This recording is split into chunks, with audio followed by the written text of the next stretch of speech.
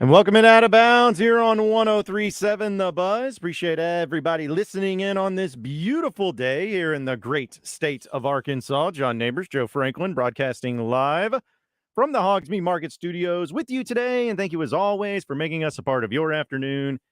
This afternoon, it is a wide open Wednesday here on the show, folks. So we're going to talk about everything in the sports world that you want to talk about. And, of course, you can call or text in at 501-661-1037. Get after us in the Asher Recker Live fan feedback. After me on Twitter at Buzz John Neighbors. And today we're going to have Pat Bradley joining us in the 2 o'clock hour. Thanks to Motorsports Authority. Get to catch up with him about all the goings on in the sports world, but also, I'm sure, some other nonsense too. So we'll have some fun with him then. And also in the 3 o'clock hour, really looking forward to having Billy Lucci on from Texags. And you're probably wondering, like, well, what happened with Texas A&M? You're going to talk about Petrino once again, or are you going to talk about fall camp? Well, hey, get into that. But honestly, the Johnny Manziel documentary on Netflix last night, got a chance to check that out. And it was not as long as I thought it would be. You know, usually those documentaries. Great thing. Yeah, they're usually like 2 hours long, it seems like, or 2.5, but fairly short, fairly interesting, and had some things that I really learned and got some funny things to happen with it too. So Billy Lucci was featured in it very often. Prominent role. So that's going to be fun to talk to him about not only his role in it, but also just what he thought about the documentary in general once it all came out. Yeah, Netflix does a really great job of that with the Untold series. They're usually around an hour, 15 minutes, and that's plenty of time to be able to tell a story, get a feel for it. Now, Manti Te'o had 2 parts to it, but if you want to just dig into a story and have a chance to really develop what's going on there, it's plenty of time to get it in. Oh, yeah. Well, because I feel like if you have too much fluff into it, if you have too much going on, it becomes where it's not as interesting. It almost loses a little bit of the fire that it has. Like, there's certain ones that can be. Like, for instance, I know it wasn't a Netflix documentary, but like when that O.J. Simpson 30 for 30 came out, it was a 5-part deal, and each part was like an hour and a half to 2 hours long. It's like, okay, because of how much was going on around the story, it's like you kind of have to go into certain parts. Like that I'm okay with, especially if you break it up. But if it's just something like, hey, there's this guy like Johnny Manziel who was just less than 10 years ago or about 10 years ago in college football, won the Heisman, went to the NFL, didn't work out. Here's what happened. Here's the behind the scenes. Here's where he's at now. And that's it. Like, you don't have to have it go and, all right, let's talk about, let's spend an entire hour talking about his upbringing and, you know, where he was as a football player. He's like, I don't care about that. Give me the juice. Give me the good stuff. So they did a good job of recognizing that, encompassing it all, and really providing some behind the scenes type stuff that a lot of people didn't even realize. It started off with plenty of action also, going back to his high school days and showing how he got his start and his style of play. And that's something that he used all the way through his career. And that's what worked for him, to play like that and to play a certain way. Now, it didn't necessarily work in the NFL, but it didn't work in the NFL because of his own fault. It wasn't just that style of play didn't work. There were other factors as to why it didn't work. Yeah, like, for instance, I have a few clips that kind of took from the documentary and talking about his journey to the NFL. And since we're talking about it now, I think it's pretty funny. First off, him not watching film was one of the clips that they put out there. And this is his agent that was being discussed in dealing with the Cleveland Browns. But here's how that conversation, at least that clip, went. Their GM's calling me going, he doesn't watch tape. I'm like, well, he's got to watch some tape. It's like, EB, his iPad hours is 0.00. Zero. So man, sounds like zero that I watch. So it works for some people though. Like recently, Julian Edelman, he was talking about a lot of different things, but he said Gronk is one of those players. He's just naturally gifted, talented, doesn't watch film, doesn't do a lot of extensive study, but he knows the game so much from a sense that when he's on the field, he can tell you everything that needs to happen without diving into it from that standpoint of watching a bunch of film. And I think it can work. And I'm not going to sit here and say I know how much every quarterback has ever watched, but with the quarterback position, you feel like you got to watch some film, like even especially at the NFL. But quarterback is a different animal. Yeah, you got to be able to at least have the understanding and look for other players or other defenses and kind of see what's coming there. But also knowing that his level of what he did in college, which is here's the thing. I said it yesterday. I do not like Manziel. I never liked Manziel. I rooted against him. I hated the guy. But when you just go back and look, like he wasn't like this prominent athlete. Like he wasn't a guy that was like 6'5", 230 pounds of just, he wasn't a Cam Newton, where he was just above and beyond an athlete that was able to not only have a good game with him, but also use his athleticism to his ability. Not saying he wasn't a good athlete, but he didn't have anything that was just overpowering that you saw from the guy. He was like, man, this is why he's better than everybody else. He wasn't even that tall. Like he was just a guy that improvised about as well, or if not better than anyone you've ever seen in college football. And I think that that's where the translation went into his time in the NFL. It's a different animal. It's a totally different thing when you get to the NFL, where you can get away with that in college, but it's a lot different to try to do the same type of things that Manizel was doing in the pros and not be able to do the other things to go along with it too, to become a better quarterback. Well, the thing is, for the quarterback position in the NFL, you're expected to be a leader, and you're expected to do certain things that they see you doing this, and all the other players are going to want to get on board and do it. And that just wasn't part of Johnny Manziel's makeup. And especially as the franchise quarterback, you're looked at as the person that is leading the way on everything.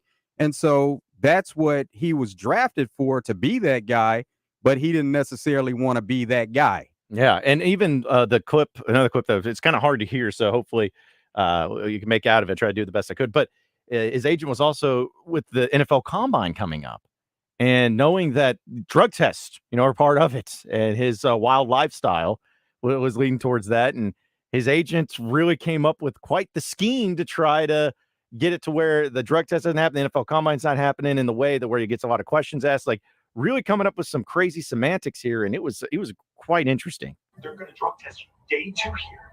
He's like, EB, I've been watching the NFL Combine. I'm coming to the Combine. I say, no, you're not. We're not risking this, so we compromise. I call Paul and Michelle.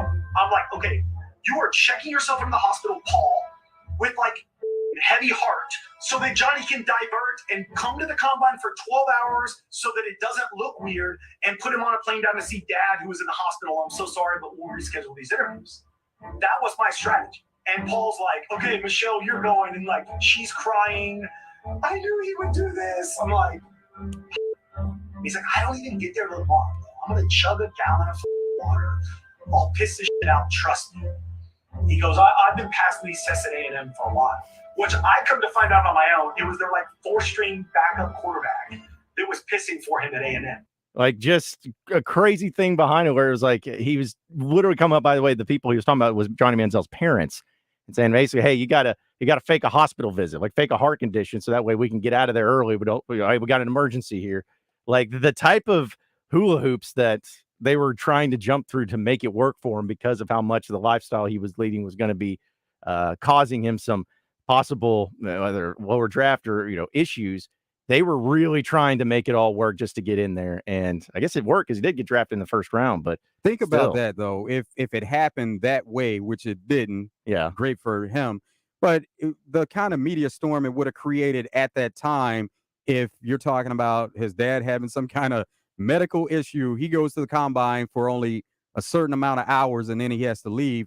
So looking back, it worked better that it was the way it was, and he went through the Combine, did the interviews, and his agent was able to kind of finesse some things and get him to where he wanted to be. Yeah, and he got drafted in the first round. And what was it? Was that the year that the Cowboys were really rumored to consider it? Yeah, because he said he was thinking that once certain teams passed on him. He said he's like, okay, Cowboys are on the board.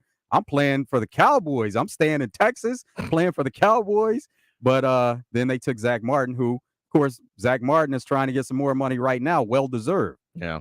And he ended up in Cleveland. So it seems like most quarterbacks go to die at this point. His agent made that happen, though. Yeah. Oh, yeah. I know. And that's like it's just funny how, thinking back to how all that process played out.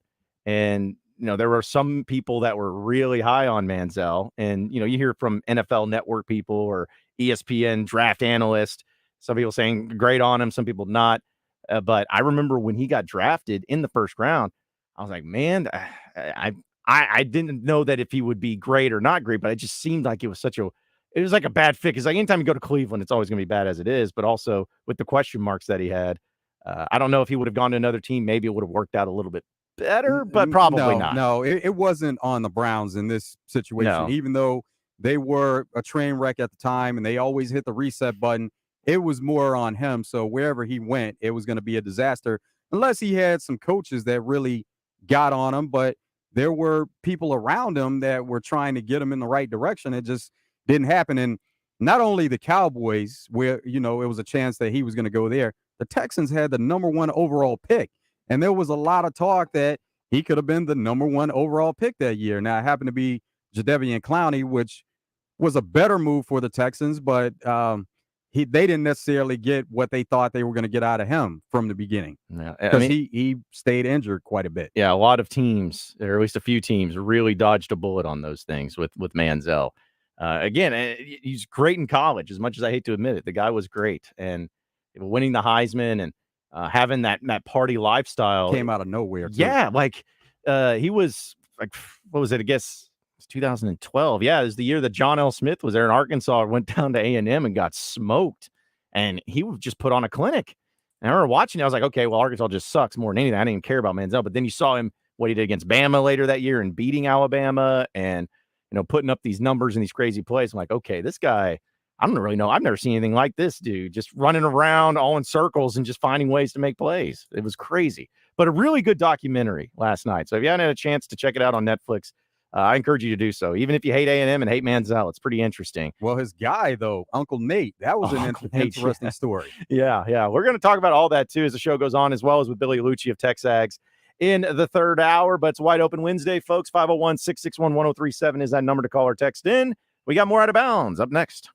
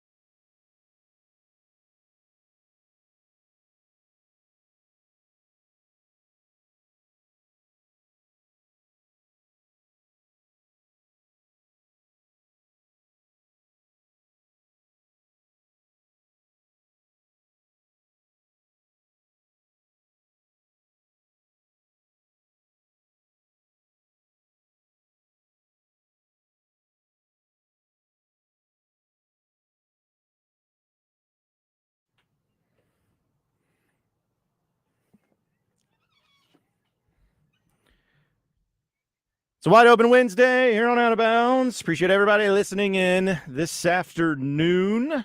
Talking about the Johnny Manziel documentary last night on Netflix. It was a wild one, but hey, I'll give the guy credit for this.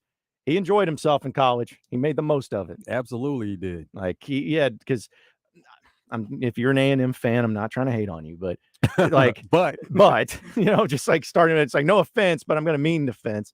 But if you look at what he was able to bring to A&M, it might, like, Drake's not coming to an A&M game unless Johnny Manziel's there. Like he had Drake coming to the games. He was hanging out with celebrities. He had that was part all of that. The, if you want to call it a downfall, Right? That was part of it. The fact that he was hanging out with celebrities, and he had a certain thing going on off the field, and that's what he wanted more so than what he wanted on the field. Yeah, but I get it as a, what was it, 20, 21-year-old kid. How do you not get wrapped up in all of that? And usually, if something like that happened, you think it'd be somebody if you go to USC because of the Hollywood angle and like all that. But College Station isn't exactly where all these celebrities are hanging out. So the fact that he was able to get to that level and be, that type of celebrity, if you want to call him that, where he's hanging out with not just football people, but entertainment of the highest level, artists, all that, out of college football, like not many people can say they've ever done that. Yeah. And he was ahead of his time as far as with NIL. Yes, he was. And everything that is happening now, he was well ahead of that. Yeah. What was that? I think he said some sort of quote about he wanted to really stick it to the NCAA and wanted to show how dumb it was that players got paid. So it's like autograph sessions, those things that he was just getting paid a ton of money for. And he saw his jersey selling out where, they couldn't even keep it in the gift store. Mm-hmm. So he saw his jerseys everywhere. He knew that the university, the NCAA, everybody is profiting except for him. Except for the one that's making those jersey sales go so up and skyrocketing. You mentioned Uncle Nate. Remind me of what that one was, because I remember a little bit about it, but I don't remember what was discussed with Uncle Nate and the situation from last night. He was the guy that kind of led the charge, and he would set up all the signings. Okay, that's right. And, kind of orchestrate how that was going to go. Yeah, which, I mean, he's... He was ahead of the game, as you said, and look at it now. And they were taking all these trips and just doing everything they wanted. Yeah, and did A&M get punished at all? No. Did Manziel get punished at all? No. Half a game? Yeah, exactly. No, he didn't. So I'm like, dude, if that doesn't just show you that why wouldn't you do all those things? A&M didn't suffer any consequences. Manziel really didn't suffer consequences on the field. I mean, like, I know that A&M, it's not like they really knew what was going on. True. But then with Manziel and the team around them, they came up with a brilliant plan to be able to get around everything. They found loopholes. Yeah. Again, you just hate on him and one, but you got to give credit where credit is due on that. He definitely lived it up and made the most of it. I guess now he's just living in Arizona, chilling, hanging out. He made a lot of money. Don't know if he saved any of that money, but because taking those trips and just having fun at that age, sure, he was probably running through it, but the money was there and it was a constant stream of it. But also with his NFL contract, I want to say he got like $8 million guaranteed or something, and that's something you can live on for the rest of your life. Oh yeah, if you're smart with it, yeah. You can definitely do that. And also, real quick, I thought I was waiting to see if they went into certain details, because one thing I do remember, because I was in college, when Manziel was playing at A&M, and one of the things I remember on social media is after he won the Heisman and people were, really either against him or loved him, whatever it was.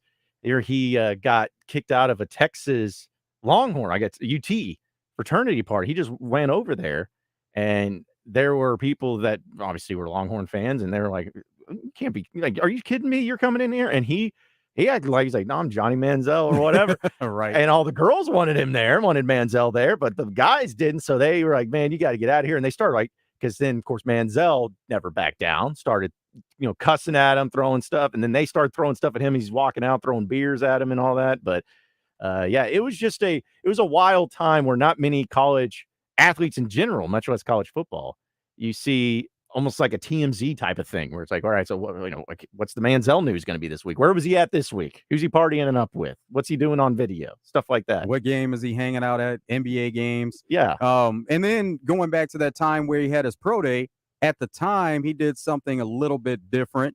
And they said that Oh, this is the best pro day I've ever seen. They were, the draft experts. This is the best pro day I've ever seen by a quarterback going into a draft. Yeah. And again, it's genius. It's weird, but it's genius of the whole process. So yeah, really good documentary, folks. Let's go to the phone lines. JK is from Fairfield Bay on. What's up, JK? Hey guys, I hope you can hear me. We're getting a thunderstorm up here, but you was talking about Manizel, but I was thinking about, you remember when we played Mahomes and he was at Texas Tech, how we couldn't catch that guy. And I'll hang up and listen, man. Thanks. Thanks.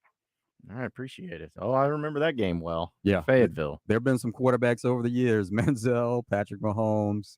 There have been some that Arkansas has played against where they look really outstanding. Yeah. The only difference I would say is, as great as Mahomes looked, which he was, I never would have dreamed in a million years that would equate to him being who he is today. Like, I didn't watch that guy and say, oh, this is going to be the next biggest thing in the NFL where this dude's going to win multiple Super Bowls and MVPs and be considered the best quarterback in the NFL. Tom Brady didn't look like that in the bowl game against Arkansas. True that. Yeah. I look back on the stats. This is stupid. Mahomes went against Arkansas. This is 2015. So this is what's wild. He completed 26 of 30. All right. 26 of 30. But only, when I say only, it's just surprising, 243 yards, had 1 touchdown and 2 picks. So it's like, wow. So you're talking about he missed 4 passes and 2 of those were interceptions. So half of his passes were interceptions and only threw for 1 touchdown, which again, if you see someone go 26 for 30, especially in a Texas Tech offense, you're thinking like 500 yards.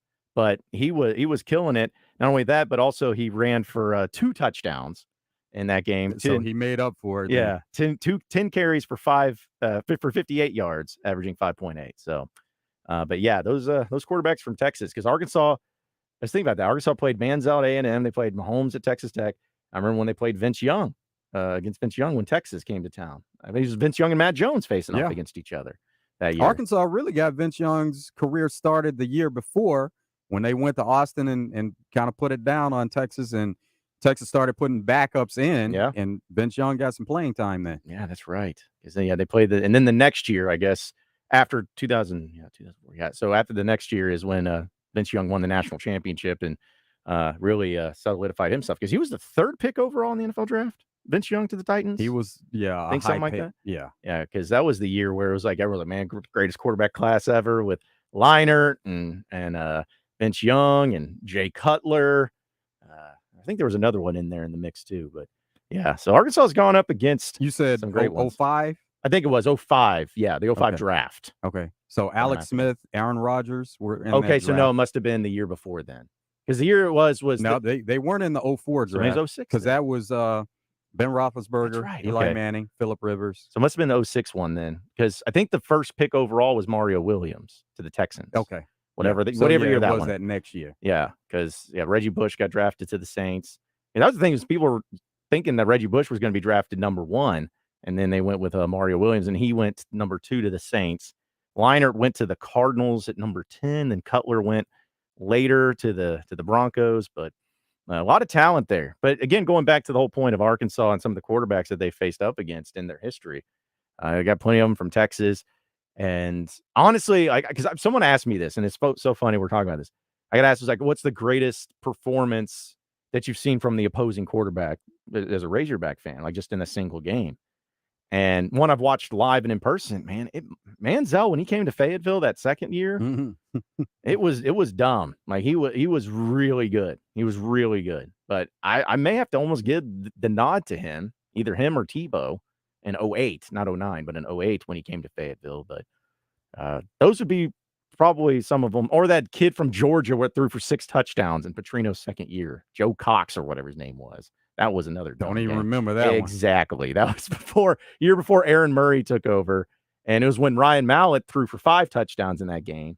And this guy threw for 6. Wow. Yeah. Defense was optional that day, especially in the passing attack. But those were some. Where's that guy now?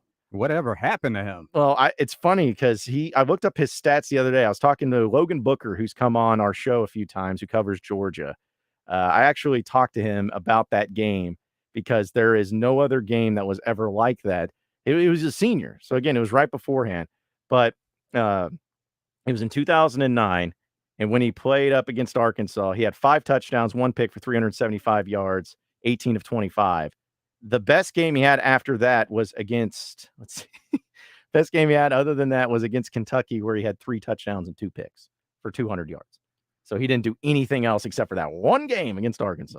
But that's typical Arkansas, like the history of making quarterbacks look better than they are. Yes, unfortunately. And that was also where I wanted to say it's Jerry Franklin got ejected from that game for I guess I don't know if it wasn't targeting at the time, but yeah, it was pretty much something like that, something unsportsmanlike, whatever it was. He got kicked out, and then the floodgates opened up. But yeah, not a great lick there. By the way, on our Southern Structural Solutions text line, 501 has a good point. He says Dak Prescott versus Brandon Allen in that game in Fayetteville. That was great. That was a performance. Great quarterback duel, because that was still the stat that I hate the most, but the one that makes me laugh.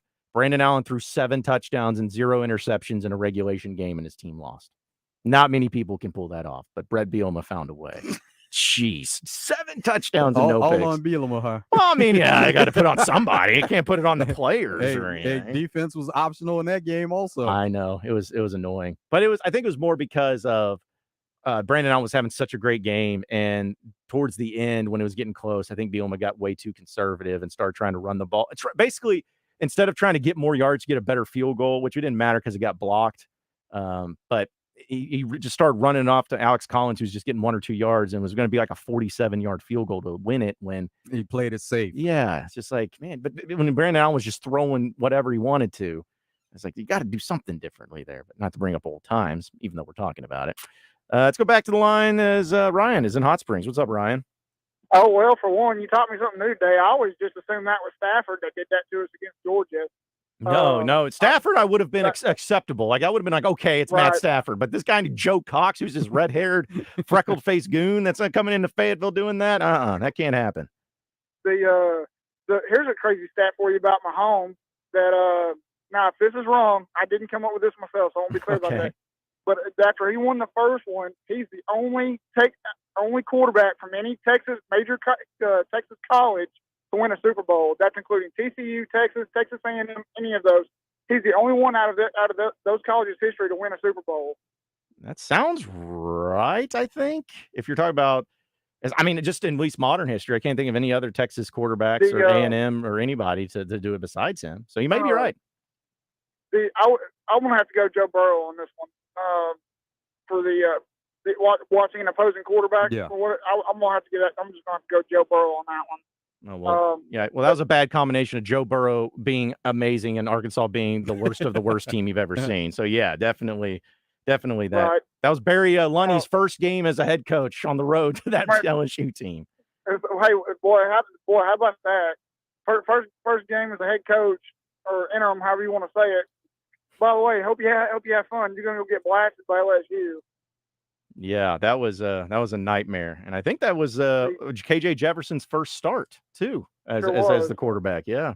Yeah, and that game was kind of the game that I've had to kind of get my dad to kind of leave out on because when KJ first started, he kept going back. Well, he goes, he go get the first down. He'd pull up short. I said, Dad, he was a freshman. I said, look at Austin Allen. He got it wasn't Austin. It was maybe Ty. It was one of the quarterbacks there that before they started, they had a terrible start against Texas State, and then wound up doing some pretty great things. But the whole point was also I pointed out at that time too. Tyler struggled before he got to come in at Auburn. I said, Dad, that's just part of being a young quarterback. Give him a chance, and sure enough, he's changed his mind on KJ, obviously. But that's my 2 cents. I hope y'all have a great day and go Hogs. I appreciate it, Ryan. Hey, Brandon Allen's first start was against Alabama. Oh, gosh, yeah. I can't forget that one. 52 skunk. Yeah. Sitting there in the rain. Back-to-back years, same score. Oh, yeah. Now he's sitting in the rain, but coming off of the loss to, I guess, Louisiana Monroe was right in War Memorial, right, that year. Always get Louisiana Monroe and Missouri State. It was Louisiana Monroe when they lost to War Memorial, John L. Smith's year. The next week, because College Game Day was coming to town. Yeah. Glad they didn't for that one. That was another great game as a student, being able to hang out in the student section for. Jeez. Great memories there. But yeah, that was that game. And then I'm trying to think also, was it? He's talking about quarterback struggling. Oh, Tyler Wilson. Tyler Wilson's first real game action, though, came against Texas in 08 when they were on the road, and it was against Colt McCoy and that Texas team. And if I'm not mistaken, no, it was the next year. Remember, Texas played in the national championship against Bama. That was the next season when Bama beat Texas. But still, Colt McCoy and Texas, those teams were great. Absolutely outstanding. And Arkansas got smoked in that one, too. So I'm glad we're bringing up all the games Arkansas got smoked in. But there was quite a few. And Bama was usually the ones that did it for them. Yeah, Tyler got in that game because the game was out of hand. And then, of course, the Auburn game, he got in because of injury to Mallet. So he got put in some tough situations, but he played really well in that game against Auburn. Oh, yeah. In fact, one of my favorite throws that he ever made was in that game on the third touchdown pass that he had where I remember he used to have the clip on my phone, but it was on CBS where he had Vern Lundquist, Gary Dantzler, because that was the Cam Newton Auburn team, the great team, the national championship team. And Tyler just throws this dart to Joe Adams. I mean, 10 feet off the ground, and Gary Danielson loses his mind. He's like, there's not a backup in the country that can make a throw like that. But that was a great performance at Tyler, and that's when I think everybody was like, "All right, we're good." Once Mallet moves on and graduates and goes to the NFL, we'll be all right. We'll be all right. Let's see, from our Southern Structural Solutions text line. We also have Atomic Hog says another fantastic battle was Quinn Grovey versus Andre Ware. Yes. That's another one. Yeah, back in War Memorial Stadium in 1989. Of course, I don't remember that because I was one, but I remember seeing highlights of it. And because Andre Ware, he won the Heisman. Yes. But it was also, again, I didn't watch all the highlights of him, but it was the styles were pretty similar between him and Quinn Grovey, right? As far as no, not at all. No, Andre Ware, they were run and shoot offense. Run and shoot offense. I can, and that may not have been the proper name for it, but the football in general, especially NFL, that was kind of the offense that was taken off at that time, and they ran a similar style. And how about Houston during that time span of like the 80s? We had the basketball team as great as they were, and then the football team with Andre Ware and everything. They were getting it done over there in Houston. Also, from the 918 says, I was in Vegas in 2013 and met a guy who had ownership in the Hard Rock Casino and got to talking about SEC football, and he told me that his daughter was dating Johnny Manziel at the time. He says probably explains a lot. Her and a few others. I feel like there was unless she was the girlfriend that was on the documentary. True, because it was in 2013 when he was at A&M. Yeah, but who knows? Maybe Manziel, like you said, had a few of those girlfriends there that he was hanging out with. And also, Just Chuck says, as a cocky rookie who hasn't proven himself yet, not doing film work will create trust issues between the quarterback and the rest of the offense. Check Kyler Murray. I know it was only one season, but how come no one ever mentioned the Mitch Mustaine year? As far as, I guess, what? Kyler Murray wasn't. It caused a little bit of a rift with the teammates, but it was more the organization. Yes. And when the organization got on board and when they put it out there, then everybody, of course, piled on like they always do. Mm-hmm. But no, he's making plays. And so kind of like Manziel in the same sense, you're making plays.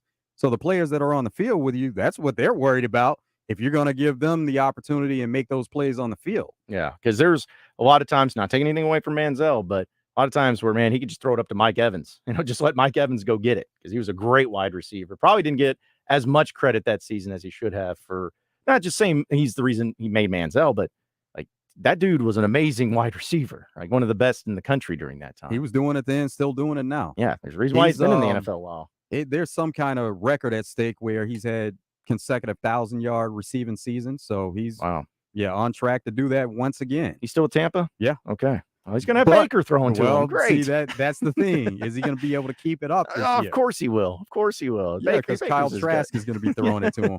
Probably. Asher Record Hall fan feedback. Jonathan also says Tim Couch for Kentucky was 47 of 66 for 500 yards and 3 touchdowns in 98.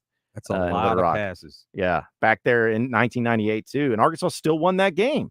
I remember that one pretty well. It's the one that Mike Leach was the offensive coordinator, so it makes sense as to why they were passing it that much. But also said that was the loudest atmosphere he's ever been in was War Memorial Stadium because of the echoes that were going through it all. But yeah, great conversation, folks. Keep it up on a wide open Wednesday. We're going to take a break. When we come back, we'll get to what's trending in the world of sports presented by West Rock Coffee. So stay with us here on Out of Bounds.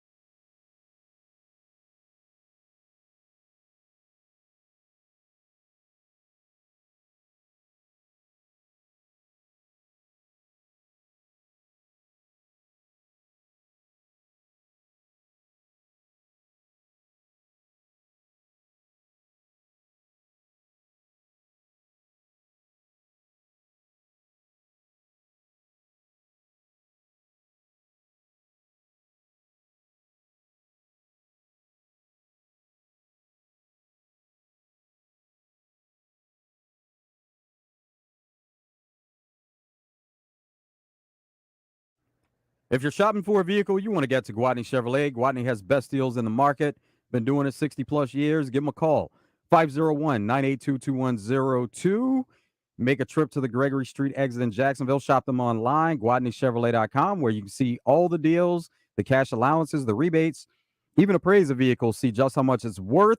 They're giving thousands over book value, whether you trade that vehicle in or you sell it to Gwatney Chevrolet. Gwatney is always actively buying vehicles, so you'll get a great deal on a vehicle that you trade in or sell. See the entire inventory of new and pre-owned vehicles on GwatneyChevrolet.com. Get a deal started on GwatneyChevrolet.com before making a trip to the Gregory Street exit in Jacksonville.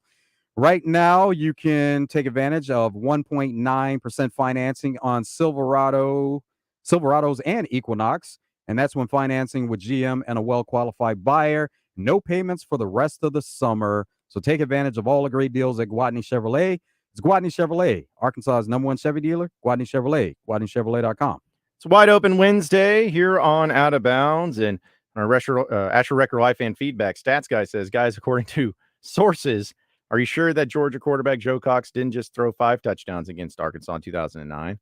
And didn't Florida quarterback Kyle Trask throw for 6 touchdowns in 2020 against the Hogs for a romp of 63-35 in the swamp? Can you all confirm? 63-35. Wow. Yeah, and that is true. I do remember that game. Kyle Trask did throw 6 touchdowns. He went 23 of 29 for 356 yards and 6 touchdowns. That's why that's going to be the new starter for the Bucks. Yeah. Well, if he performs like that, yeah, I bet so. Emory Jones was the quarterback that came in. And a quarterback that also came in for just a couple plays, or one play, was Anthony Richardson, actually, in that game. He threw 1 pass, and it was an interception.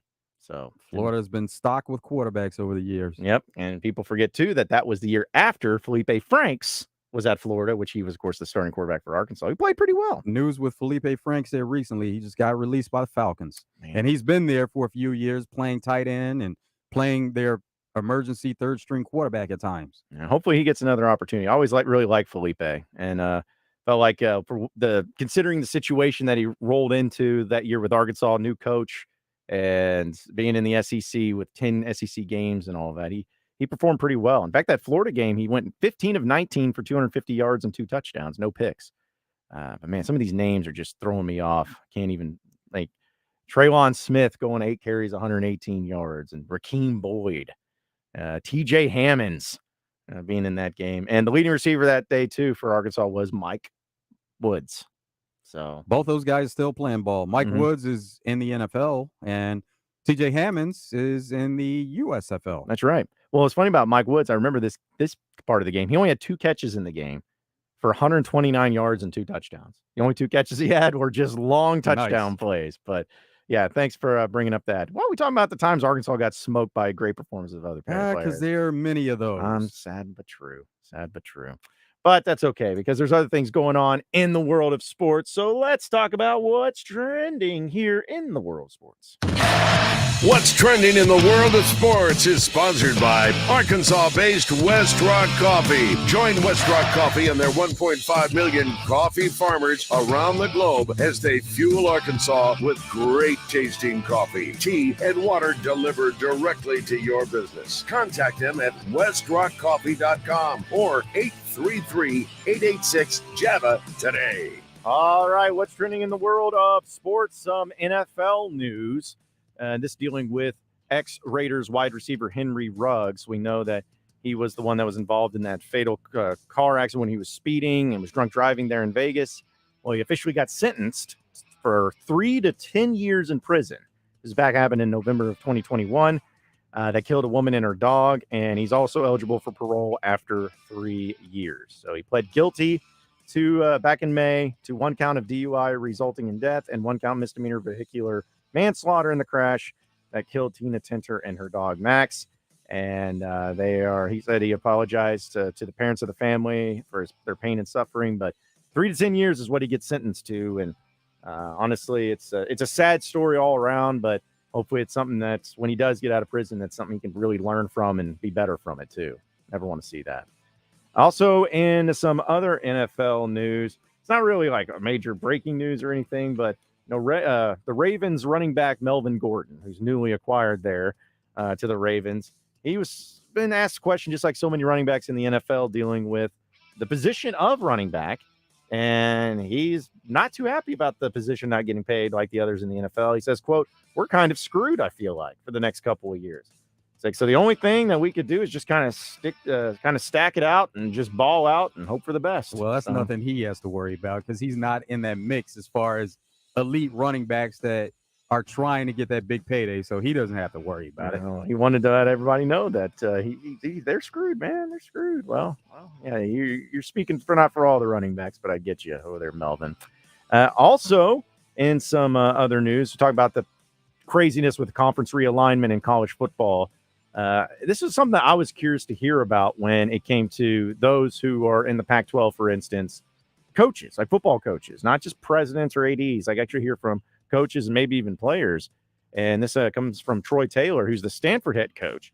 He says that they intend to remain at the Power 5 level, which it's not going to be a Power 5 level, but you get what he's saying. But he says, quote, "I think the players that committed to us and came here, they want to play Power 5 football, and that's what is our intention with the university. I can't imagine anything else. So whatever it takes, I'm okay with traveling. Our guys love football, and if you're going to travel a little more, that means people are going to come play us. They got to travel too. We want to be in a great conference, and we're sure that will happen. The travel, if that happens, is fine by us." Yeah. So that's just his ploy to say that if they go to a different conference, they'll be fine. Yeah. And it's probably, too, a thing of like, hey, whatever Power 5 or quote Power 5 conference that's out there, we're taking phone calls for anybody interested, which the ACC has been the latest one with them and Cal.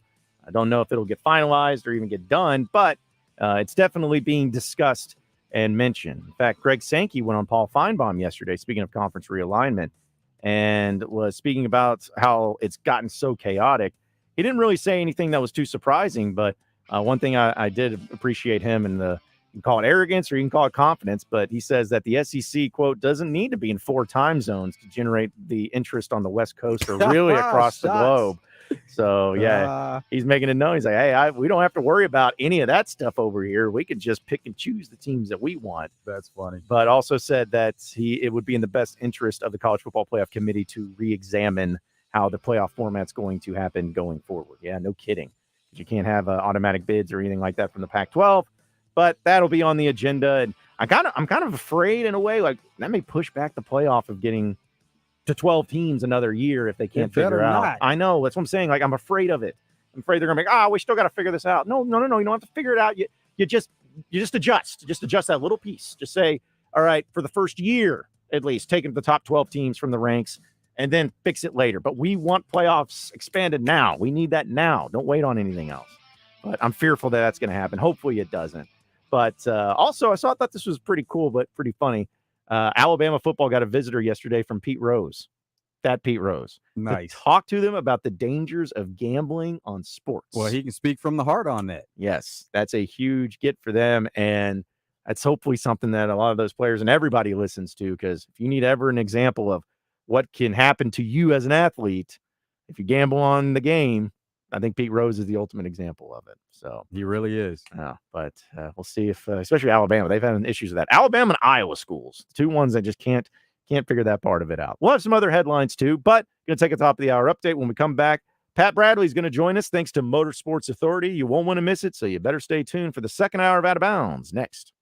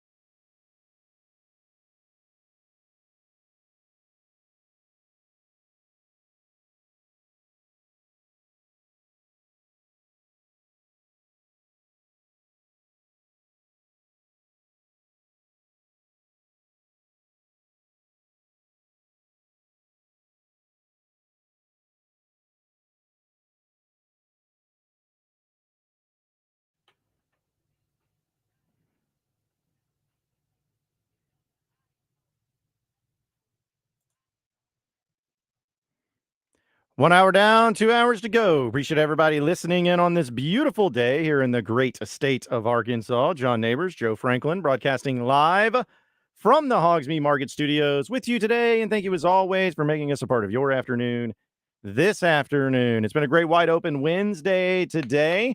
So we'll have some Razorback Fall Camp updates to get to. Got to hear from Kenny Guyton, the wide receiver coach, as well as Andrew Armstrong and Isaiah Satania.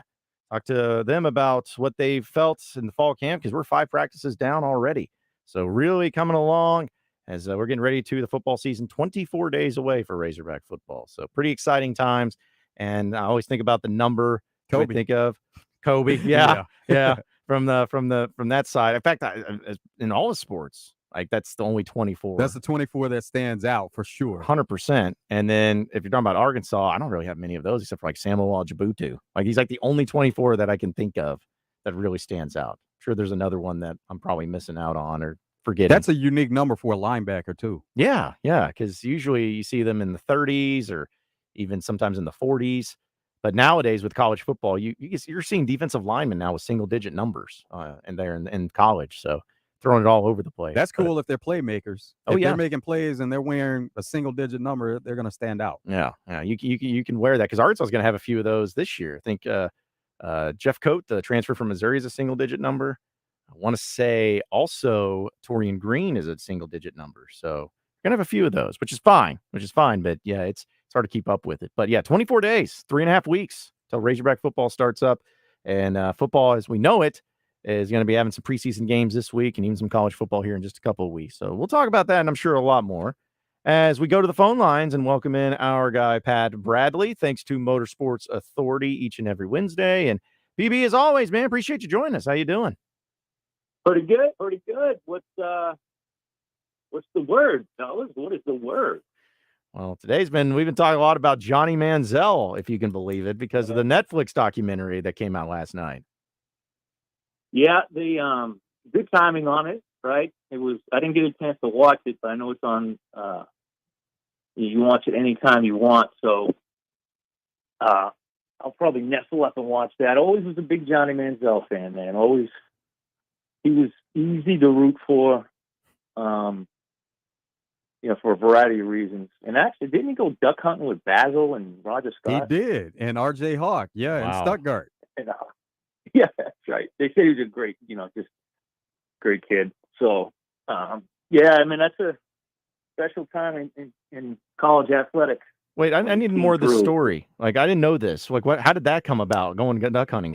Stuttgart is the duck capital of the world, and there are a lot of people that come in to go duck hunting there, and Manziel was one of those that came in to duck hunt in Stuttgart. Okay, I thought maybe it was like just then 3 or 4 guys getting together with Manziel. They did get a chance to spend some time with him. Okay. I didn't know that story. That's awesome. Yeah, well, it was obviously Stuttgart is like, what is it? Wouldn't say the world, Joe. I mean, certainly in the country. And, he's got Texas, obviously he's a Texas kid, and he's got a lot of ties to the state. So one way or another, and it's the Baz and Scat Daddy Scott. I mean, come on.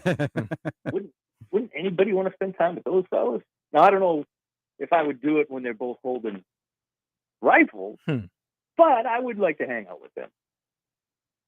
Oh, yeah, that'd be a great time. But yeah, PB, make sure you take some time out to see that because it's an easy watch, it's a quick watch, and it's really entertaining. Yeah, no, I'm sure it is. I know. From what I was reading, and I saw an interview with one of the producers talking about how it was pretty open about everything that was going on, and just his challenges and kind of seems like a unique even family story, really. But yeah, man, he was. It's unfortunate. Did they address? Because did he get in trouble for like selling his autograph? Where now, obviously, he probably could have been making millions of dollars if he was playing now. If he was playing today, kind of wild when you think about it. Yeah, and that's what I think also made it so fascinating is if he played 10 years later, essentially. It wouldn't even be a thing. Wouldn't even be a story. Wouldn't be a discussion. Well, right. it'd just be he's a guy. But it also makes you wonder, man, if it was that much more like going that way, would he have gotten to the point where he won the Heisman at A&M? like if people start coming to him, be like, hey, you transfer here, we'll get you even more money. Because he was very driven by that. Not saying he would do it, but it would be interesting to see if he got enticed to go to some other school that maybe put forth a lot more in the NIL opportunities. Yeah. Oh, we do know though Texas A&M is a deep pockets of all their alumni and all the oil money. So what was his best year? What was Texas A&M's best year when he was there? I forget. 11-2 is what they ended up going with the bowl victory. Okay, so it was. I guess there maybe would have been a chance for teams to lure him away. I suppose. More money or that shut up the national championship. But I think they had a couple of good years where, I mean, you can beat Alabama, you can beat anybody.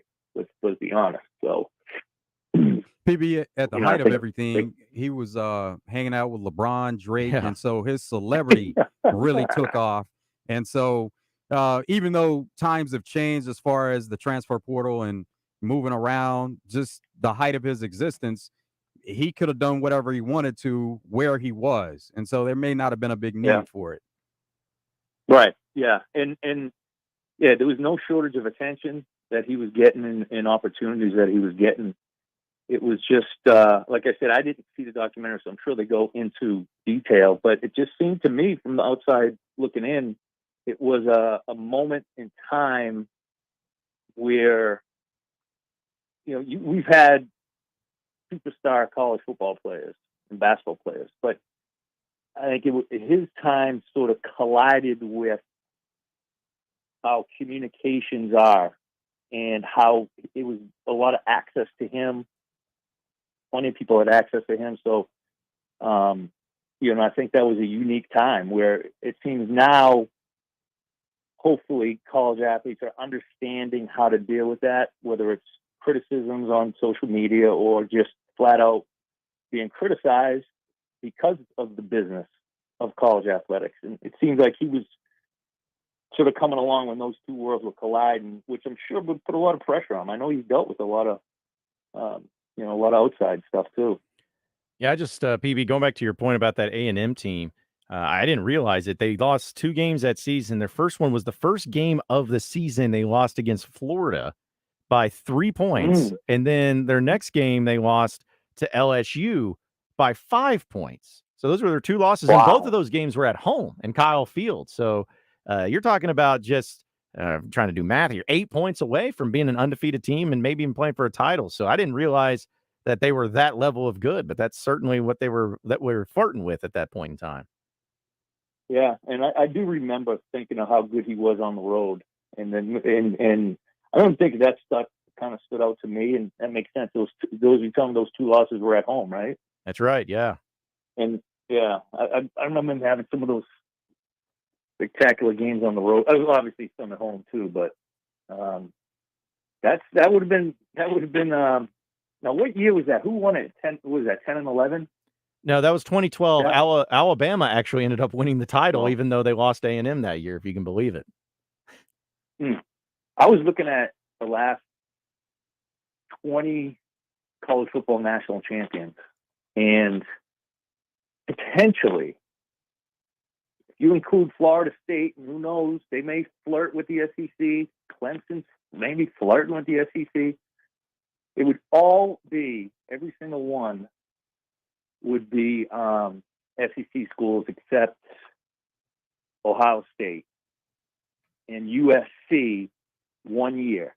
They shared it in 2003, and I think they won it in 2002. Is that right? Yeah. But it's just amazing to think conference realignment, I don't know if it's going to happen, but it just seems like FSU and Clemson seem like always names that come up, obviously, because, being proximity with the South. It's just wild when you look at that domination that could be the SEC, especially if those 2 teams come in, because obviously they've got one with FSU and what's Clemson, 2 or 3. How many do they have under Dabo? They got 2 championships. Yeah. So, and outside of that, Auburn, Alabama, Florida, LSU, And that wraps it up, boys. The one advantage that the ACC would have, though, is they're locked into these TV contracts for about the next 13 years, or they have, the schools locked into certain deals for the next 13 years. And so they would have to pay so much money to the conference to get out. And that doesn't mean they can't get out, but they would have to go through a lot more of a process of trying to get out than some of this movement that we've seen lately. And I would imagine the ACC, I think I did see something about this where, like, viewership for the games.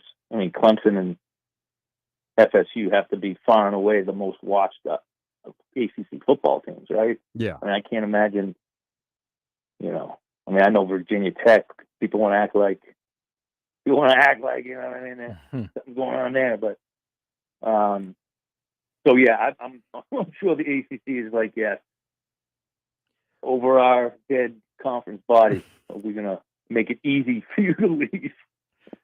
We're speaking with Pat Bradley here on the hotline, thanks to Motorsports Authority. Well, PB, speaking of conference realignment, it's all about football. We know it is. That's the moneymaker. But just from the basketball side of things, too, how do you feel about it? Like, are you okay with it? Do you think it matters? Are you excited to see where some of these teams are going to be and maybe some more of the basketball games that we could even see from that? Just what's your feeling on knowing that there's going to be so much difference in these conferences just in a year or two? Yeah, I think basketball obviously is different because the number of games, there's more games so that you can fit more people if you're somebody who likes the regional rivalries. So I can't really see how it could affect basketball. It's just a much different. I mean, you got 68 teams that are going to get into the tournament, maybe more at some point. Who knows? We may get to even a higher number on that. You get the first four. So it's just such a different model. But it's a lot easier, obviously, to travel with 15 players or whatever it is and schedule games where it's much more difficult with football. So I think, basketball is very flexible, if you will, I think, than most other sports, because it's one of the few sports that, makes good amount of money, so they can sustain themselves. And like I said, you're dealing with less players, more games, to where you can, still include some of those games that I always talk about, I like the regional games because it's a built-in sort of hatred of the other program. But, you can still do that in hoops. You can definitely still do that in hoops. And again, basketball is fortunate because it's gotten to a place where it's under one umbrella, essentially, right? You get the committee who come up with their formula. You got 350. I don't know how many Division I basketball teams there are right now, but it's grown. I mean, there may be 360 Division I basketball teams now. I may be off by a couple, but they're all under the same sort of roof in a sense. So that, I think that helps. I mean, everybody knows it's important to get into the tournament. Just get in that tournament. But I don't. With all that being said, I still think it's important to keep the regional stuff, or try to schedule as many of those for us, as many of those non-conference Power 5 games as you can. And I think that will help continue to keep the regular season exciting for fans. Well, think about how some of these conferences are set up for basketball now with Big Ten, UCLA, USC, Oregon. The Big 12 is picking up Arizona and Arizona State. So they've become stronger from a basketball sense, more so than football. Yeah. And that's a good point. And I think UCLA, USC, they had a top 5 recruiting class. And obviously the Big Ten is, arguably always up there with competing for the best conference. So I guess, looking at the Big 12, that was the conference that was able to really luck out and keep everything together. So I don't know it's going to be interesting what happens too, because if down the road the top football programs decide to do their own thing, because obviously the NCAA has nothing to do with college football really anymore, but they do run the NCAA tournament still.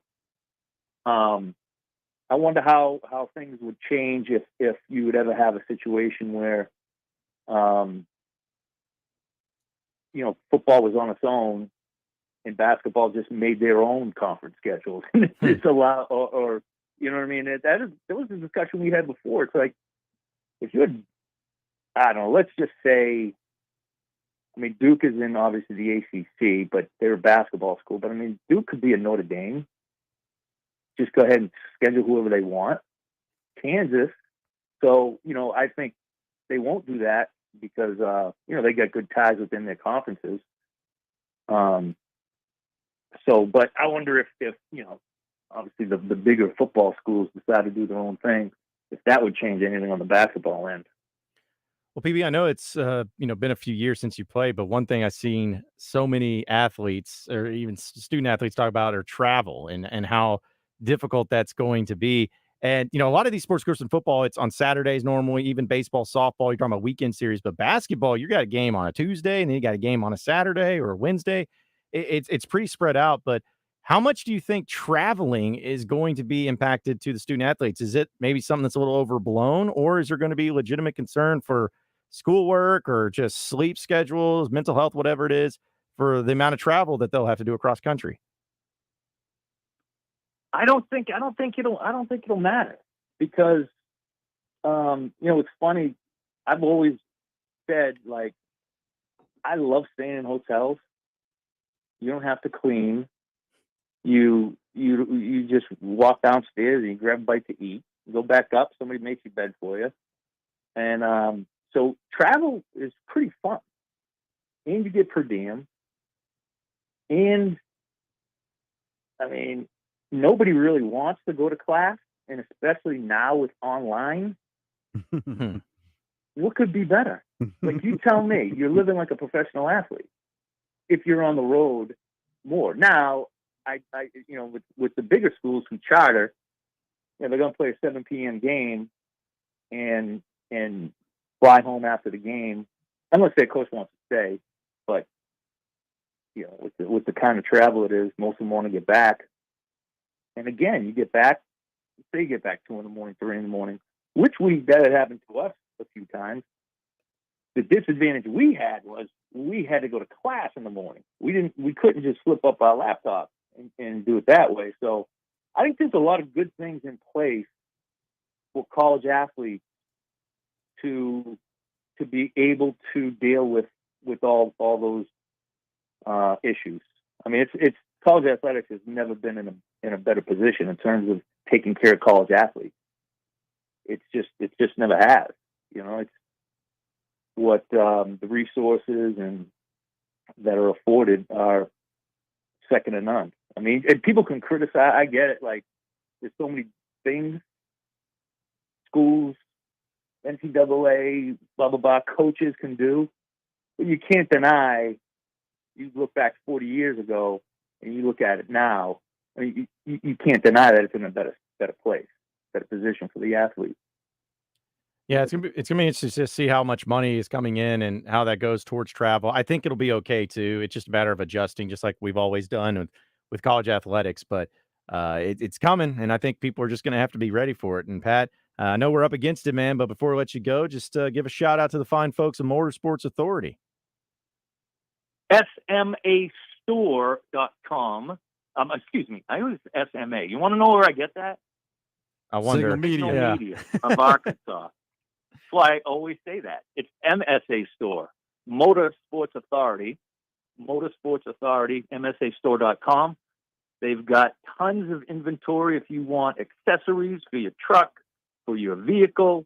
You can check them out online. They've got plenty to choose from over there. Fantastic locations: Hot Springs, Conway, Sherwood, Russellville, you name it. All right, PB. Well, have a great weekend, man. All right, boys. See you, PB. All right. See you guys. I appreciate it. Again, that was Pat Bradley joining us. Thanks to Motorsports Authority. Going to take a break. When we come back, we'll have more Wide Open Wednesday. Want to hear from you. Call or text in 501-661-1037. We'll have some other stories and headlines to get to and give you a little bit of fall camp update with the Razorback football team, all coming up next here on Out of Bounds.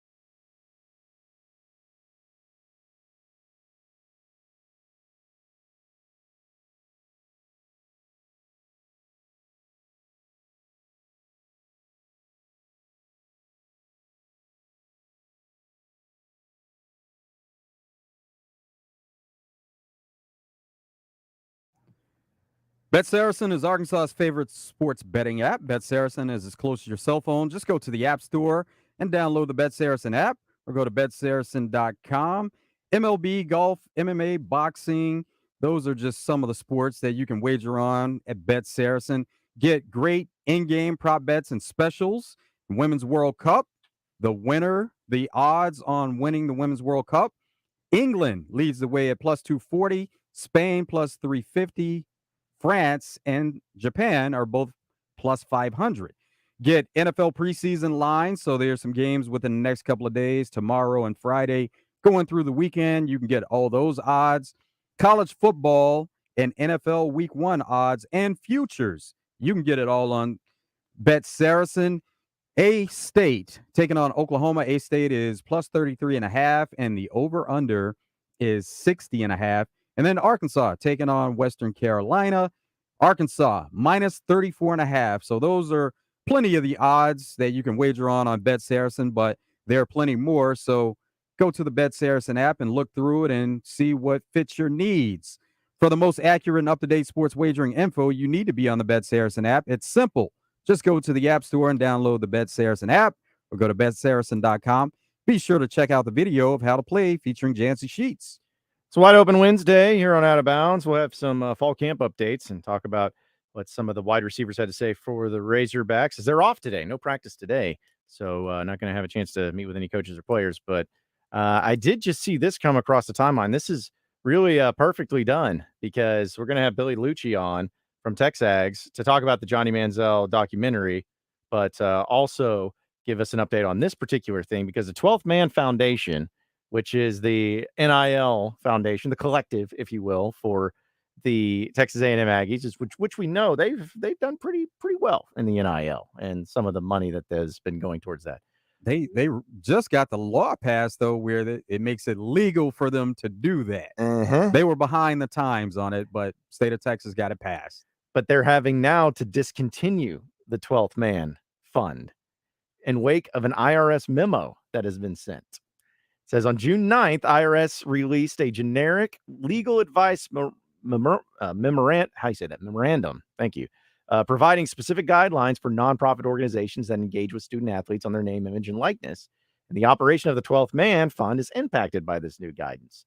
Following a consultation with external advisors, the 12th Man Foundation is altering its approach to NIL, which includes discontinuing the fund. This decision was made to ensure the 12th Man Foundation meets its high standards for compliance and to protect the organization's mission.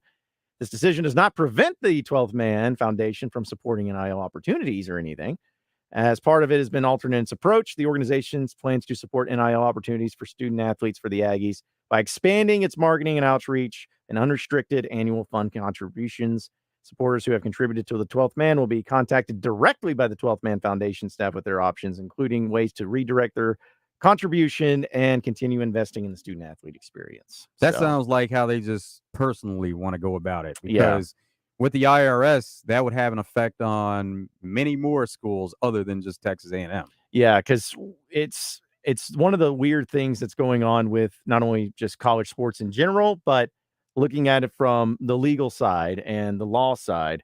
It's an ever ongoing thing. That's why there needs to be uniformity when it comes to the NIL. It's what schools have been wanting because you have different rules in different states that adhere to some of that. But it's not anything that's like, oh, they're going to get shut down. It's more about, the way that they've approached it because of this guidance kind of saying, hey, if you're going to do this, you don't need to do it this way because this could cause some trouble for you. You need to go about it this other way. So it's not going to change anything. It's just more of, that something that I know concerns were brought up about A&M and how they were handling the NIL, just having to make sure that their bases are covered. So you don't want to get Uncle Sam knocking on your door. And because when that happens, then a lot of stuff becomes public and then people start seeing things and it could be pretty nasty for them. So that's really what it's about. But just makes me wonder if more schools like this in certain states will be getting these memos or the guidances from the IRS. Doesn't seem like A&M would be singled out. Any school that has a collective, they probably will address that in some kind of way. Yeah, and we'll talk with Billy Lucci of Texags here in about half an hour as we'll get his thoughts and opinions on not only that Manziel documentary, but also what that means for the 12th man. I still hate saying the 12th man, but yeah, that's what it is. But, Razorback Fall Camp is still going on. And one of the positions of note that's been interesting, of course, a few of them, but wide receiver. Because last year you had some guys that came in out of the transfer portal, like a Matt Landers, like a Jaden Hazelwood, that were coming from big schools, or at least had been in big schools, had big numbers, and you could kind of know a little bit more about him. Even the year before that, you had Traylon Burks, which we all know how incredible he was. But this is the first year, really, since Sam Pittman has taken over, where you don't have like one guy that you just look towards, or you have a great body of work for the transfers at major college football. Like you got guys that have transferred who could end up being great and could end up being awesome. But you just don't have those names. And you also, on top of that, have some guys that return from last season trying to get better. But Kenny Guyton is the head as the wide receiver coach. And he met with the media yesterday and had this to say about the not only some of the transfers, but specifically about Andrew Armstrong, which we'll also hear from him, the big player out of Texas A&M Commerce, who has really been turning heads so far this fall camp. I tell Andrew all the time, he's just savvy, man. He's savvy. He knows how to get open, knows how to create space, knows how to create separation, knows zone coverages, where the hole's going to be. And he's just sneaky fast, honestly. He's a long strider guy, so at times he knows how to be deceptive to where he sets up his speed. And to be honest with you, Coach Guyton probably didn't know if he was going to run 22. So seeing that, it was like awesome. Like, okay, this dude can run. So he's done some special things. Looking forward to the year that he'll have. So very, very, very excited about that guy. So two things. One, referring to himself in third person is awesome. And two, when he says 22, that's the 22 miles an hour thing. Yep. Something we talked quite a bit about yesterday. Yeah. But he likes where he's at. And obviously he's not the only one, because Tyrone Broden is the other player that's a 6'7" guy out of Bowling Green and hasn't really gotten a whole lot of talk just yet. But between him and also the wide receiver Wilson, they've been making tremendous strides too. Two guys that I'm proud of is Broden and Wilson, both alone, two guys that, unfortunately missed a bunch of spring. Obviously Broden wasn't here before that spring, so we didn't really know exactly who he was. And to see who he is right now has been really, really awesome, We always talk about it. He's a 6'7" guy who moves like he's 6'2", and it's really good to see his competitive nature come out.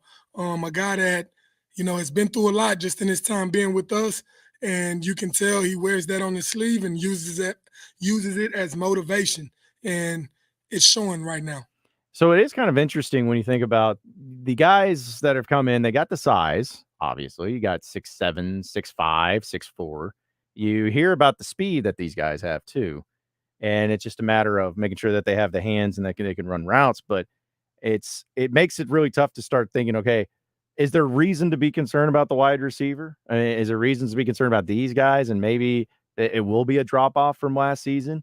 Or you have to just go along with what the coach is saying when they feel like these guys are fitting right in. There's not going to be any problems. These guys are veteran dudes, experienced guys, maybe not in the SEC, but been around a long time. And they'll just pick up right where they left off last year. It's kind of hard to know what level of concern you should have for this position.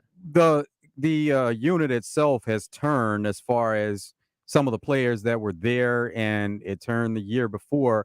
So they're almost in the same situation that they were last year, where outside of the team, it's an unknown. We don't know what these guys can do, but you expect that they're going to be coached well and they are going to perform to a certain level, but we just don't know. And then the connection with KJ has to reestablish a connection with a whole new group of receivers for the most part, just like he did last year. And so it's a process that continues on with KJ, where he's trying to get better as a quarterback and refine some of his skills passing, but also get used to connections with a different group of players. Now, it's helpful that regardless of anything else in their game, you got size and speed. That's at least worth something, because that is important at the wide receiver position. And one guy that may not have the size, but definitely has the speed, Isaiah Centena, who was a freshman last year, got to see a little bit of him here and there. He's from Fayetteville High School. He's a burner, a real speedster guy, and definitely has been known for that because he was great in track in high school. And he was asked about how track can help him translate into football and to becoming a better football player. And I feel like what he has to say is something a lot of players should hear about, and why having the track program involved with your football program is so beneficial? I mean, I've always been a runner and stuff, and football, it translates to track really, really well. And, I just try and use track as much as I can whenever I'm in my receiver stance, just pushing out like I'm in blocks and stuff. And, just have big, long strides whenever I'm in the open field. And then, kind of chop it down a little bit whenever it's a little bit closer. But in the 100, my freshman year, I ran 10.8, and that was my fastest time. So I never thought about it that way other than just, you think about speed. Oh, well, yeah, track guys have to be fast. That's what they do. But put it in the perspective of, hey, if you're at the wide receiver position, thinking like you're on the blocks on a track meet and getting off the line that way. Or when you're out in open field, having those long strides to make the most out of it. I know that Arkansas's had a lot of connections with track players or guys that went to track and got help there. But that's something I wish a lot more players would do and be able to utilize because it seems like there's no bad thing that could happen if you're doing track as a wide receiver, especially. Oh, absolutely. And we're always talking about speed. So speed is going to help you at every position on the field. And it seems like a lot of times, especially for skill position players, they're not necessarily worried about that part of it when they're in college. So it is good to put a focus on it now. They're more worried about it when they're trying to make that jump to the next level and they're trying to increase their speed or take some time off their current times. That's when it seems like they're more in that mindset of thinking about it and trying to improve on it. So it's great that at this level there is a focus on it and they're continuing to try to get better. Because I would love to see Arkansas have that type of fifth gear guy. I mean, Traylon Burks was just the best all around, so he may have been more the exception to the rule. But as far as the wide receiver position goes, Arkansas has not had many of those the past 10 years. I know Dominic Reed was a guy that was really fast, but Matt Landers last year, yeah, Landers had that too. Landers had an element to that. But as far as just being like the slot guy, where you can just throw the ball to him and he'd get going, like a Joe Adams, a Jarius Wright player. It's one's always come to mind.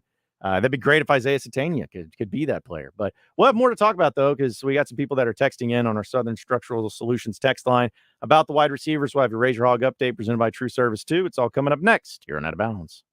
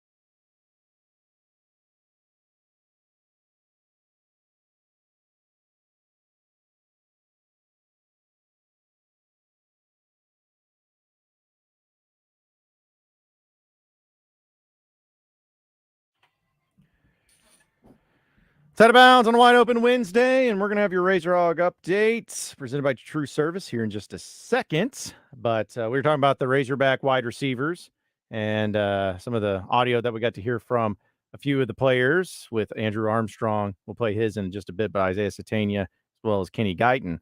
And a few people are texting in on our Southern Structural Solutions text line. It comes from Tyler and Cavi. Says, Coach Guyton sounds like a class act. How long has he been on the Razorback staff? Well, if I'm not mistaken, I'll double check, but he's been on the staff since the second season of Sam Pittman. So 2021 was when he arrived. And he's got a lot of good connections to different recruiting areas specifically. But as far as, where he's come from, he played at Ohio State. In fact, he was the wide receiver in Ohio State just 10 years ago. He was a senior at Ohio State. So he's a younger guy, but he was in 2022. Okay, so there you go. So it's the third year. Is in 2022 is when he was able to get it going. Yeah. So last season was his one, and then he was because his big get, that makes sense, was Jaden Hazelwood when he came in. That was one of the first guys he was able to bring in. Of course, Matt Landers was huge too. So he's big on it. Well, and this is another thing that's crazy. Kenny Guyton was actually an Ohio State quarterback, so he wasn't even a wide receiver. He's a quarterback. He spent the 2020 season at Colorado State as part of head coach Steve Adazio's staff there, and they only played a few games, but then he was given the opportunity to come over to the Razorbacks after their Outback Bowl victory there. So there you have as far as how long he's been on staff. That's not out of the ordinary either. That's something that happens quite a bit where quarterbacks, they will coach receivers even before moving to become a quarterback's coach or an offensive coordinator. It's happened quite a bit. Yeah, in fact, even guys that's like Dan Enos, who's the offensive coordinator and quarterbacks coach for Arkansas now, he was the wide receivers coach at previous places before. And he got opportunities to be, in fact, I think at Maryland, he started as the wide receiver coach and then became the quarterbacks coach. I'd have to double check that. But yeah, you're right, though. As far as the connections there, you see a lot of quarterback coaches do wide receivers, do both of them, and still find some success to go along with it. But for some reason, the other way around, you don't find that necessarily where somebody who played receiver and they're in that receiver mindset that they're going to coach quarterbacks. True, you don't see that. Yeah. But someone who was in a quarterback position, played quarterback, and we know that quarterbacks, they have to know all the positions on the field pretty much. And so it's an easy transition from somebody who played quarterback. Yeah, because if you look at some of the quarterback coaches, most of them, if not all of them, were quarterbacks at some level or in some capacity. But then there are some that weren't. Like, think back to what was it, John Chaney that was here? Well, not John Chaney, Jim Chaney. Jim Chaney, that was the OC. He was like, he wasn't a quarterback per se, but he coached quarterbacks. And you could debate whether or not he had success with them or not, but he at least coached them. He at least was one of those guys. It's Coach Pittman's guy too. That's right. One of his good friends. That's right. I wonder what Chaney's up to these days. Hopefully he doesn't come back here.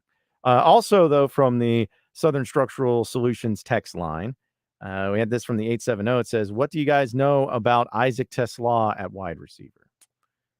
Well, we know he's a transfer from Michigan, and he's 6'4", and he's a senior, and he was actually the Great Midwest American Conference Offensive Player of the Year, where he had 68 catches for 1,300 yards and 13 touchdowns. But as far as his numbers and everything go, he was a guy that had a lot of offers, and a lot of teams were recruiting him out of the portal. Arkansas was able to nab him, and from my understanding, he's more of a possession guy. Like, he's one of those guys, if you just throw it in his vicinity, he's going to catch it. He's got great hands, great route running. And a good size guy, too, being 6'4", 216. So he seems to have a good sense of getting open. He knows how to get open, and that goes along with running some of those routes. And he knows the game from the mental standpoint where, he's going to have that type of effect on the offense just because he'll be dependable. Yeah, because that's something that's maybe undervalued at times with wide receivers. There's been a few of them you could even say with Arkansas that you always heard about being great route runners. Like Jarius Wright was one of those guys that, he had speed and everything, but he's only 5'11". So it wasn't like he was able to get open because of go get it because of his size or anything. But his ability to get open was because of how great he was at route running and knowing where to go and how to get open. And that's maybe something that doesn't get talked about enough is You can have speed, you can have size, you can have to go up and get it, but finding ways to get open is a trait that is very useful, especially when you get to the NFL, where you're going to be facing guys against you at the cornerback spot or whatever that just as fast as you, sometimes just as big as you, and just as physical as you, but you just still got to find ways to try to get open. Yeah, and the receivers, they have the advantage there because they know where they're going. Now, sometimes DBs will pick up on certain tendencies if they see you doing something over and over again, or they're watching film on it, and they can pick up on that. But you, as a receiver, you have to remember you're running forward and you know where you're going. The DB is running backwards and they're trying to react to what you're doing. So the receivers are always going to have the advantage. That's why playing defensive back or even cornerback especially is one of the most difficult things to do in football, because you're just reacting. Yeah, I mean, that's what you're having to do. Just sit there where the guy that you're lined up, you're in the same spot, but you have no idea what they're going to end up doing. They could block you. They could go for a screen pass. They could go right by you. You just having to be quick on your reactions to be really effective. And that's not so easy. All right, let's go and jump into your Razor Hog update presented by True Service. Guys, I've got just one thing I want to say to you. Touchdown, Arkansas! Arkansas wins the national championship! The Arkansas Razorbacks have completed the dream season! Hogs by 90! This is your Razor Hog Update on Out of Bounds, presented by True Service Community Federal Credit Union, where they offer new mortgage loans, refinancing, auto loans, and small business loans. Online at trueservice.net. All right, so for your Razor Hog updates, we've already heard from Kenny Guyton as well as Isaiah Satania, but how about Andrew Armstrong, a player we were discussing about if it's hit him that he's playing for a Power 5 team yet or not? It's hit me, but at the end of the day, I just take it as, like, football is football. It's people in lower levels football that's very, very good. It's people that high level football that's very, very good. So I don't look at it as like, okay, I'm going against the best of the best. It's a lot of great players all around the country in every single division. So I just come in here and I'm just ready to play football and ready to see the fans.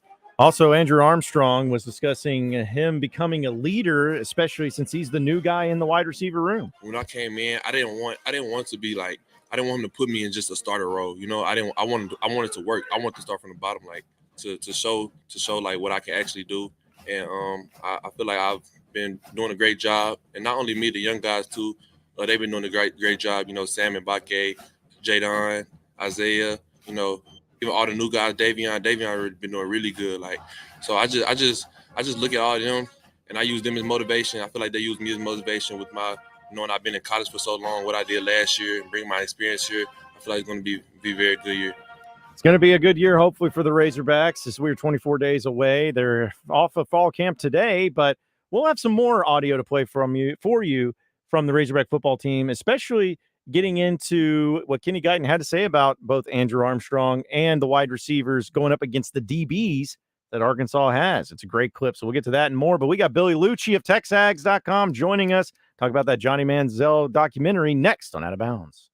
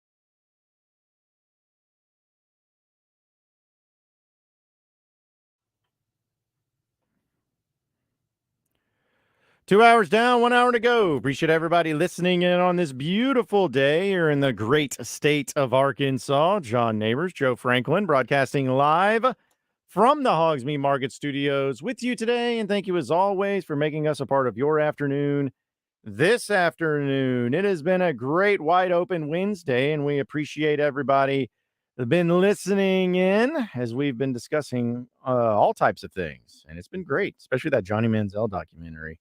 And talking about all the madness and craziness that went along with that fun stuff. So hopefully we'll have a chance to catch up with Billy Lucci of Texags, who was featured in the special, which was great. So really fun thing that's on Netflix. If you haven't had a chance to watch it, be sure to do so, folks. It's really good. And you're coming from a guy that doesn't even like Texas A&M, which I don't. And I don't like Johnny Manziel necessarily, but that was incredible. It was great being able to watch it and get a behind the scenes look at it all. But either way, it's one of the many great Netflix documentaries that have been put on. And let's go ahead and talk more about it as we go to the hotlines and welcome in Billy Lucci of Texags.com, and does a great job covering all things Texas A&M and was featured very predominantly there in the Johnny Manziel documentary. And Billy, my man, it's good to hear from you. Good to talk with you. And you look great on the tube last night, man. How you doing?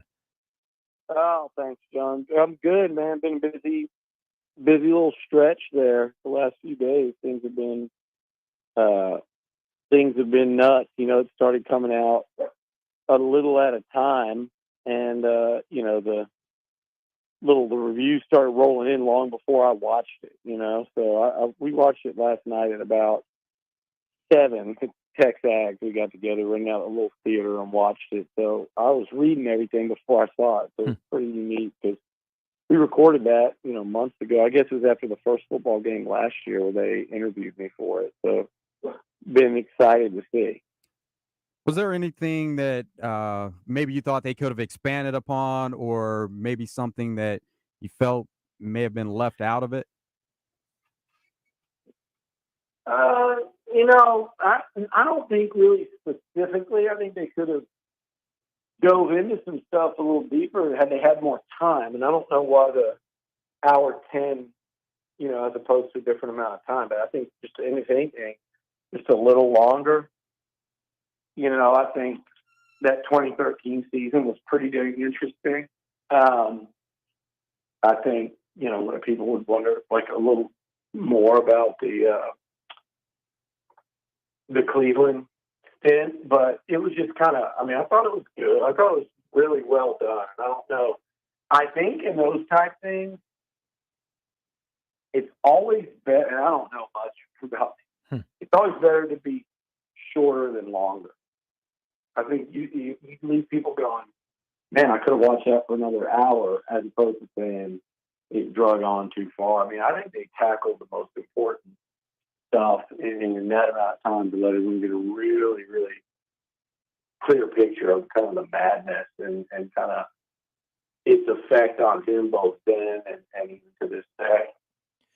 Yeah, it was fascinating to see a lot of the things that maybe most people didn't know about outside of what was going on. But you've been covering Texas A&M and talking about Texas A&M for a long time. Were you aware of all the things that were mentioned, or at least most of the things mentioned that were going on behind the scenes when Manziel was there on campus? Or were there some things that you even learned about that you weren't even realizing once the documentary came out? Not too much now, but I learned a lot after the fact there in 2012 and 13. I was aware of a lot just in terms of the running around partying, and, how it was always going at 110 miles an hour and no seatbelt, and it was just, I was aware of the circus, and I knew some, a lot of the difficulties in terms of reining him in, when he would be gone the whole summer prior to his sophomore year. Just how, reckless he was. As far as the autograph stuff, that all came out about the same time everybody else found out about it, as far as I know. And, then I started paying attention to that a lot more closely in terms of the NCAA investigation, because to me, from where I sat, there was a story to chase. And I wanted to get as little of that from Johnny as possible. Like, I didn't want to. We had a good relationship at that time. We have become kind of like got a little brother feel to him, for me. We've known each other now for like 12 years, and I think he knew even beforehand. You know how recruits are nowadays. That you're looking at A&M, Arkansas, or Texas, and they're on all the websites. And so there was that kind of familiarity with me when he got here, and then we just bonded, and we're different in a lot of ways. We're like-minded in a lot of ways. And I think to me, it's interesting that myself and Cliff were in that. I always felt like we were kind of in that in-between stage where we weren't his, buddies he's running around with, or high school or college buddies, but we also weren't. Cliff at the time was his OC, his quarterback's coach, more so than, like what Kevin Sumlin would be, or an athletic director, or his dad, these authority figures, especially since Cliff was only there one season and then gone. I know they're still really close to this day as well. But no, like when it came to that stuff, I felt like there was a story there, kind of just like I had just come off covering the realignment thing. And I wanted to find out as much as I could about that investigation and the punishment of it without dragging him in and kind of relying on that, which is funny because I found out about that suspension and I didn't believe after all of that, months of that this guy's going to be suspended for a half a game against Rice. It just didn't sound like I'd never heard anything like it. It made no sense. I've heard a half game suspension from coaches, but not the NCAA. Not especially, I remember seeing him one day, and there's a couple of national sports media people that were in town. We went, after dinner to go have a drink and sitting down, and Johnny and his friends walked up. And I just met. Did you hear how it went? I said, not yet. He goes, yeah, I killed it. And I kind of like the same thing he said about that workout, but that was meeting with the NCAA for 8 hours. He was like, oh, it went great. Fun. It's like, it's going to be fun. And I'm going, nah, there's no way. Because by then, you'd heard enough to know that he was signing stuff and going around and, doing all this stuff. And you thought for sure there's no way. And he calls me one day. He goes, when are you going to release this stuff suspension? And I said, oh, man. He goes, well, I'm sitting in my house waiting on this thing to be on the scroll. When are you going to fire off that tweet? Dude, I know what it is, and I don't believe it. I said, I'm going to send this out because I had got wind of it, not even from the A&M side. And I said, I'm going to put this out. And if it is false in any way, I said, I need you to call me within 20 seconds of me hitting post. So get ready. I posted it. And the whole world ran with it. And I was like, gosh.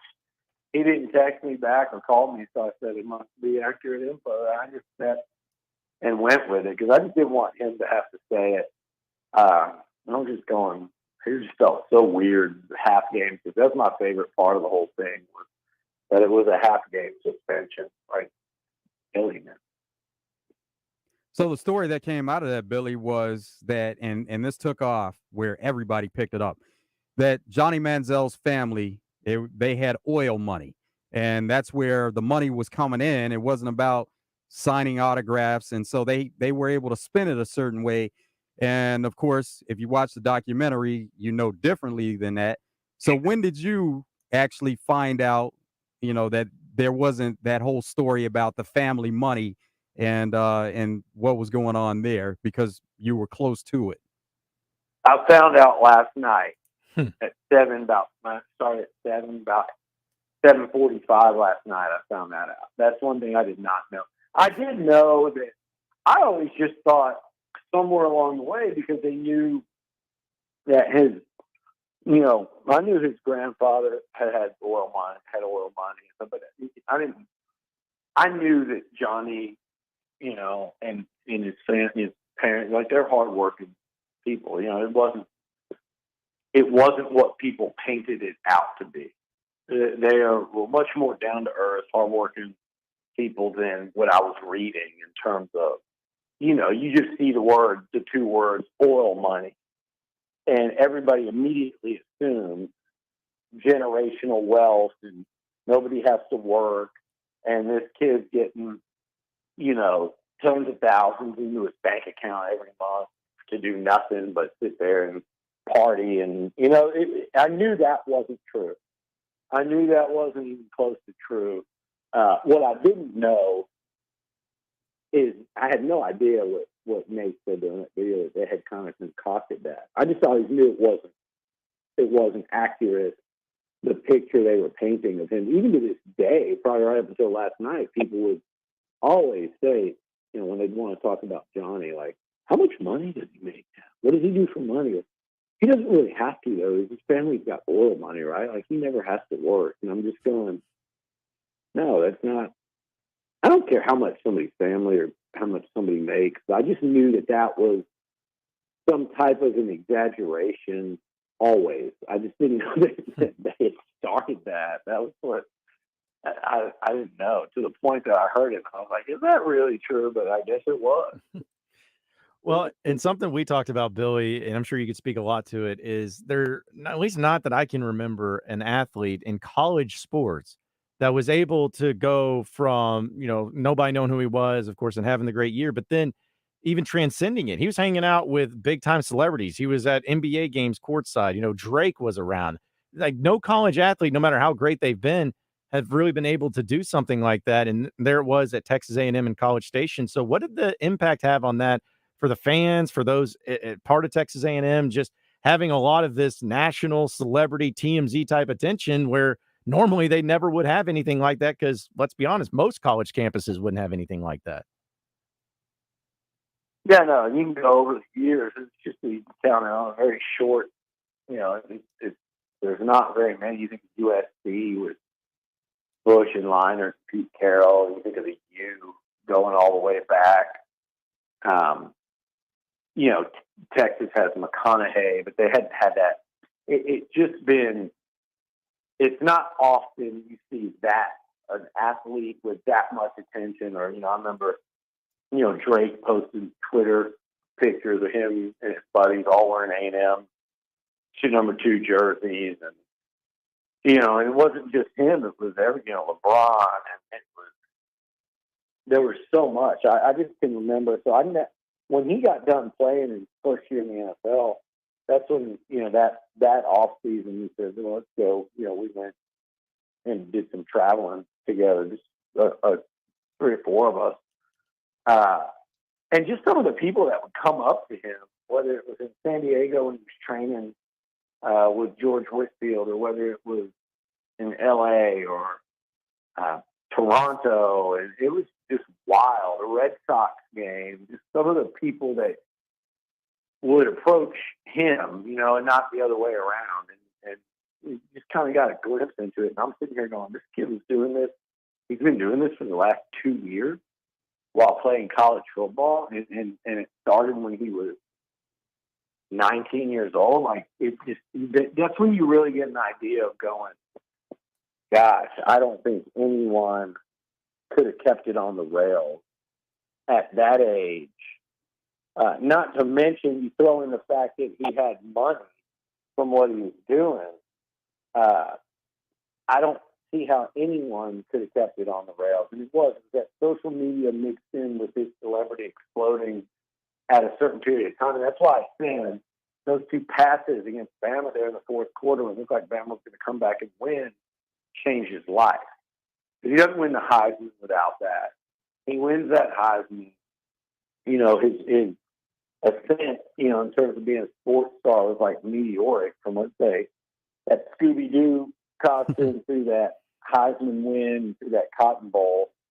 And then, that like 4 weeks on, he was just, he really was like a rock star. And everywhere he went, he was still, 20. He's like 20 years old. So that was, I think, too much, too quickly. You see it in a lot of different things besides sports, but social media propelled that, and it gave him access to all these people and gave those people access to him. Again, you see it in music a lot. You see it in entertainment, like with young actors and stuff. And it was like that much that it definitely, in some ways, there are points in time where I'll tell you he did a good job not a good job, but I'm just sitting there going, I'm surprised he survived it, because you've seen it eat people up in other avenues, especially when you're involved in, alcohol and drugs.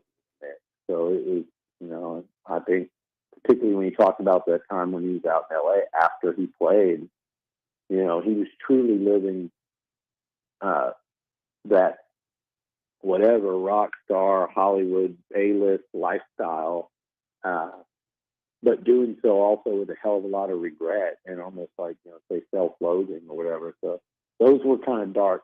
That was a dark period for him. The good news is, if I told you where he was like 5 years ago versus today, and 5 years ago I said, hey, 5 years from now he's going to be here, and you would never have believed it. So he's done a hell of a job of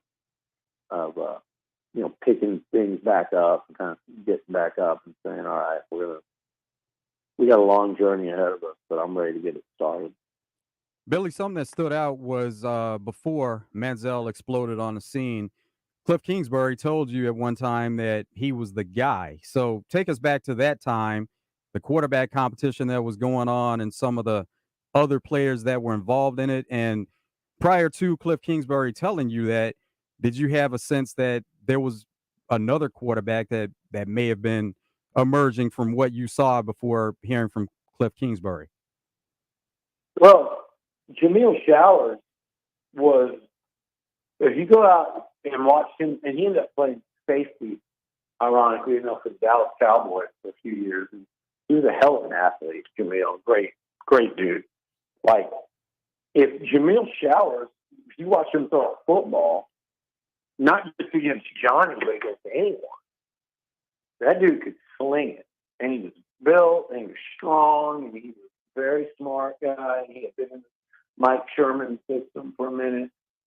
Had Mike Sherman not been fired, Johnny and I were joking about this today, because he was like, Jameel probably would have been really hard to beat out in Mike Sherman's pro-style offense. And certainly Johnny, if he'd run into any trouble, would have had a hard time winning that battle. Cliff just had come off at U of H, and they were coaching, Case Keenum there. And they love Case, and you see all these years later, you still see why.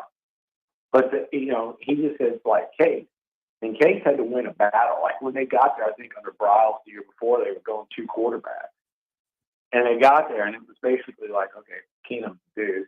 And he told me that story. He said, like Case, Johnny has all those intangibles, and once he starts playing, there's no looking back. And they just said he's just got that it about him, that dog about him that you love to coach, and that's going to win you games.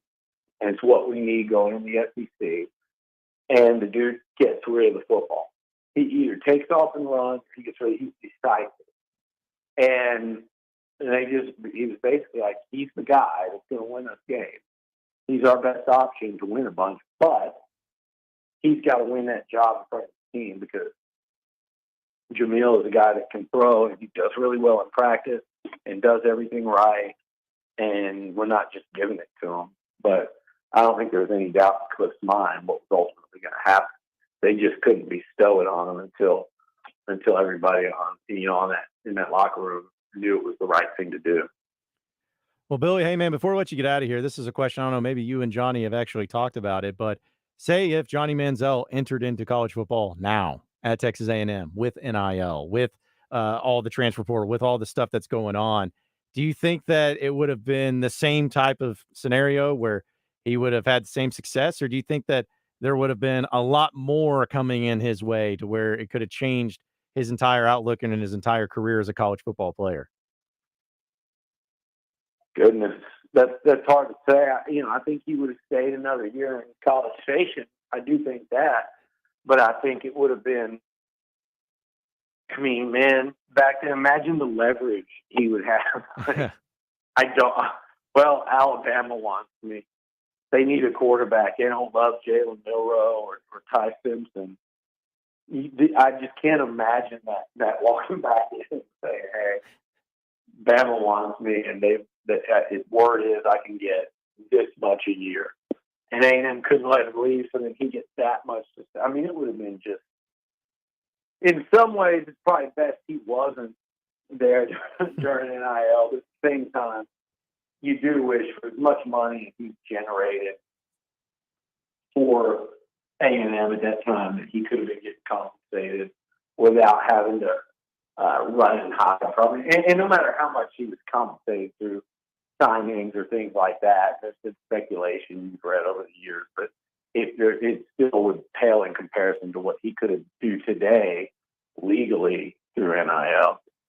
Yeah, it's fun to think about. That's for sure. Hey, Billy, man. Hey, we really appreciate you coming on. Great stuff on the documentary. Really fascinating things, man. If you haven't seen it, there in the audience, go check it out on Netflix. It's about Johnny Manziel, and appreciate you coming on and talking a lot more about it, man. It was great, and look forward to catching up with you some other time later down the road. All right, thanks a lot. All right, appreciate it. Again, that's Billy Lucci of TexAgs.com joining us here on the hotline, and it's another reason why I want to get Billy on is because he's actually got like a personal friendship with Johnny Manziel. So, I mean, he probably just talked to him yesterday. Yeah, it's probably was a pretty good friend to have too. 10 years ago, like getting you into the coolest places and hanging out with him. So, but yeah, it was again never going to see somebody like that again in college sports. At least I don't think so. To that level, and being able to do it before NIL was cool.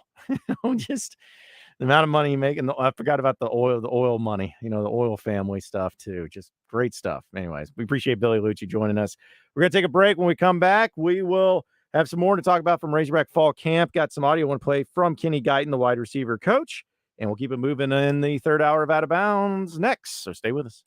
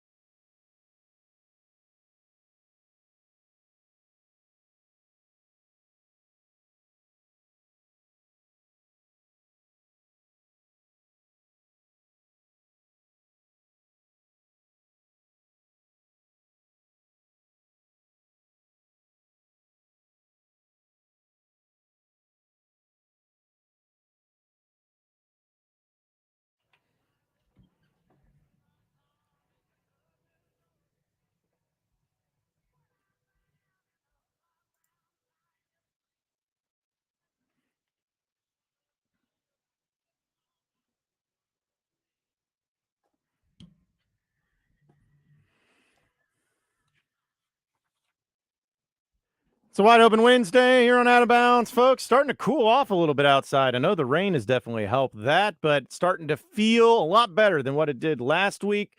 So why not drive a little bit better than what you did last week with Gwatney Chevrolet? They have so many great deals going on from different vehicles to choose from, and you've been missing out if you haven't been over there recently on the Gregory Street exit in Jacksonville. Because listen, Chevrolet vehicles is the way to go, especially in this day and age. And Silverado's, something that I personally drive, there's a reason why I chose it. It's because it's the best truck out there, and it drives like a dream. And the only place I wanted to get it from is Gwatney Chevrolet, and I have not looked back, and you won't either. So head over there to Gwatney Chevrolet. You can see all the different inventory that they have to choose from. Not only their great new vehicles, like the Chevy Silverado, but also pre-owned inventory that are good enough for mom, as they say. But, if you're not a truck person, that's fine because they got brand new Malibus over there. If you're not a Malibu person, that's fine. They got Tahoes over there. So no matter what your need may be when it comes to the car buying experience, Gwatney Chevrolet is going to have you covered. Visit them today at 1301 TP White Drive. And if you can't get over there today, that's okay because their website, GwatneyChevrolet.com, they can also help you look at all the inventory that they have to choose from. And it's good. It's good on the website, but see them in person. It always means a little bit more. So check them out again today at Gwatney Chevrolet and GwatneyChevrolet.com. Again, appreciate Billy Lucci joining us in the previous segment, talking a little bit about the Johnny Manziel documentary. In fact, we had this question on Twitter. This one's coming in from Hog Follower. That's what his name is. Hog Follower. He says, guys, enjoyed the Johnny Manziel documentary last night, even though I didn't like Johnny Manziel. However, I'm curious if you guys could choose one other college athlete to have a documentary like that on, who would it be? Oh, that's like there's a lot there. Personally, Cam Newton. I'd like to know what went on during that whole time with his time at Auburn. I don't know. We know what went on. I mean, we know what went on, but just to hear more of the details of what went on, I think that would be pretty fascinating to know about. Because here's the thing: like Manziel had some stuff going on in the year, but like Cam Newton's deal was like in the middle of the season where they're trying to win a national championship and he's trying to win the Heisman. Is when the stuff comes out or starts getting accused of it, and he had to sit out for a second, and like it was really weird. But I think that documentary would be fascinating to know the details of what went on behind the scenes. So I'd say Cam Newton. I think one, and it wouldn't be on one person, but it'd be more of a situation with the Alabama quarterback situation with Jalen Hurts and Tua. I think that'd be worth looking into. And then even if you wanted to look at Ohio State when they were making a championship run and they kept having quarterbacks get hurt along the way, kind of, some insight into that and see how it all played out. Yeah, that one. Because who were the three quarterbacks? It was Boyd. Was it Latin? Not Boyd. Was the last name? It's Cardell Jones. Cardell Jones was the one that ended up winning the national championship. He was the quarterback that started. That's right. To win, but he was third string. Yeah, and then they took on Alabama that year too in the semifinals of the college football playoff because that was the first year of the college football playoff. And if I remember correctly, Ohio State barely got in. Like they had to have somebody else lose the week before for them to get that fourth spot. Right. And so and again, it goes back to why the playoff format is important, because if it would have been the old format, Ohio State wouldn't even had a chance to win a national championship. Barely got in at 4 teams and ended up not only winning it, but winning it pretty convincingly. Like they beat both. Yeah, they did. Because they beat Marcus Mariota in the championship game with Oregon, if I'm not mistaken. So I think Bama beat Florida State in that one with Jameis. A lot of star power in that college football playoff that year. I think it was also... That was good for the first year. Yeah. I think it was Blake Sims maybe in the quarterback for Bama before Jacob Coker, something like that. But, we got some people texting in on the Southern Structural Solution text line. People are saying Tim Tebow would be an awesome documentary to see that, which I feel like they've done. They've surely done some of it. Yeah. Maybe not gotten into the story. This is a great one from the 501 or Jeff in Heber Springs, I should say. He says, how about a documentary on Reggie Bush? That'd be outstanding. That'd be great to know also what went on behind the scenes with his whole thing of getting the Heisman taken away, which is still ridiculous and needs to be returned. But I would watch that one. And then see what's going on today and kind of the thought process of what he felt then and what he's feeling now as far as that Heisman Trophy. Yeah, I'd be watching that one for sure. I always liked Reggie Bush, and I think he deserved better than what he got. I do want to play this clip though real quick about Kenny Guyton. We were talking about the wide receivers and I think one of the things that wide receiver coaches or wide receivers in general can speak on is about the secondary of players of, okay, so how much better is this? When you go up against these guys each and every day, how is it going? Is it improved? Is it more aggressive? Well, here's what Kenny Guyton had to say about the wide receivers versus the defensive backs and how it's going right now for the Razorback football team in practice. These DBs right now, I mean, it is iron sharpen iron. I mean, it is, we're going to work in everything we do. I mean, first thing we do to start group work. I mean, we're doing 2-on-2, 1-on-1s, half line pass. And I mean, you just feel it. The competitive nature just turns up right away and guys are going at it, and it's not about a bunch of talking either. It's just guys going to work, guys getting better through reps. And, we win some, we lose some. And I love it that way because we got to understand that, hey, we want them to be good on that other side as well. Dwight Nudie, I tell the guys all the time, he's just a smart guy, man. He is. He understands the game. I mean, he sees a certain split, and he's like, okay, these are the 2 or 3 routes you can run from that split. He sees you looking inside, looking around, alert motion. It's like, Nudie, how you knew that was coming? But he's just one of those kind of guys that just understands the game and very instinctive. And excited to see these DBs as well because, like I say, every day, man, I'm teaching how to combat what they're doing, and they come back with something different. And so every day it's like a chess match where we're going back and forth, and you can see the growth in those guys from spring ball, the new guys that's in there. You can see what they bring to the table, and it's a different feel. It's a different feel. So it's kind of nice to hear that from Coach Guyton, who obviously gets to see a lot of it, but knowing that the aggression that keeps coming with it and trying to improve and knowing the battles that they're having, again, it could mean one thing, it could not mean anything, but at least someone who is able to see it and compare to what it was last year to this year, he sees that there's just at least pretty big differences where you have a lot of new players on both sides of the secondary and also with the wide receiver room too. Yeah, there's so much change going on, and that's why the competition ramps up on both sides for the units themselves, but also against each other. Yeah, I think that if that's any indication of how good it could be this year for out of practice, which of course no one's going to really say anything negative. It's not going to be like, oh, well, we're killing the defensive backs because they're awful. He's not going to come out and say that. It's just a matter of what they say and how they say it that could at least give you an idea of what it's going to be like. Now, they may do that in-house. True. But, yeah, they're not going to let it out for the public to know. They're not going to tell it in the media or anybody like that. And also a few other texts that we got in our Southern Structural Solution text line. There's only 3 S's there. I can say it. About the documentary. From the 501 says Eric Dickerson would be a good one. Yeah, basically just take anyone that was and had the NIL, or not NIL at the time, but just had money surrounding them. Yeah, pre-NIL. Have someone like there. Because I even think like Hugh Freeze, the Ole Miss situation. Oh, yeah. That would be great. And then 479 wants to ruin everything because he says a documentary on Chad Morris at Arkansas would be great. No one wants to watch that. No one wants to see that. It wasn't even interesting, even though it's as horrible as it was. Like, horrible things can be interesting. That's not even interesting. They were just flat out bad. So no, I would never vote for that. Only people that would want to see that would be outside of Arkansas, or people that really love seeing Arkansas suffer. Like those people would love to see that.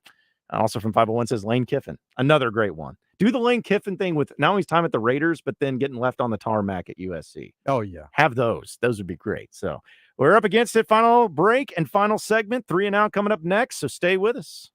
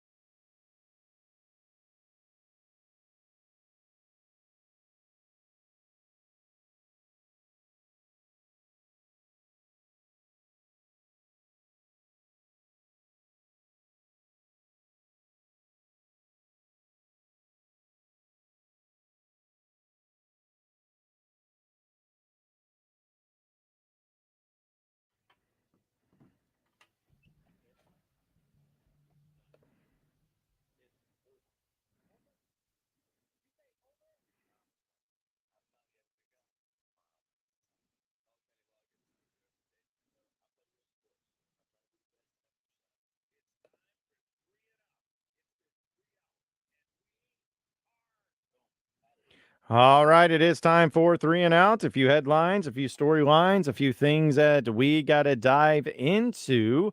A few things, though, like for instance, I thought was pretty cool with the Kevin Brown story. We were talking about the Orioles broadcaster yesterday.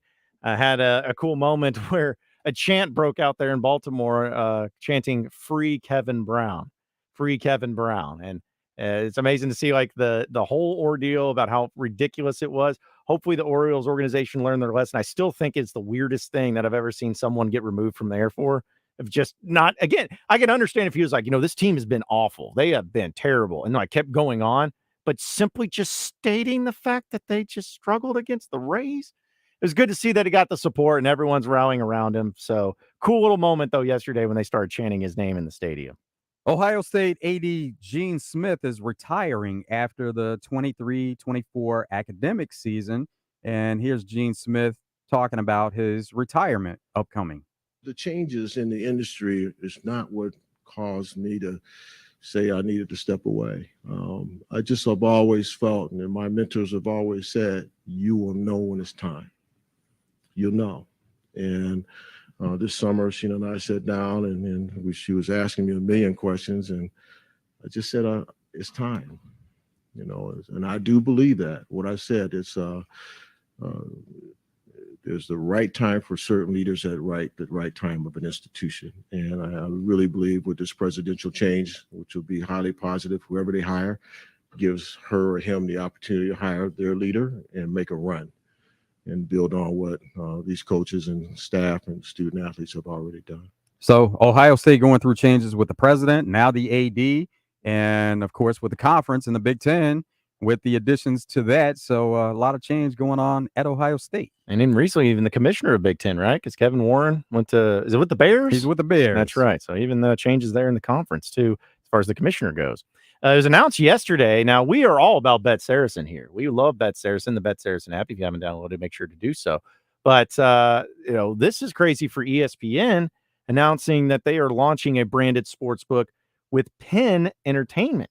Now, if that makes you think, like I've heard Penn Entertainment before, that's the company that's been a part of Barstool Sports for so long.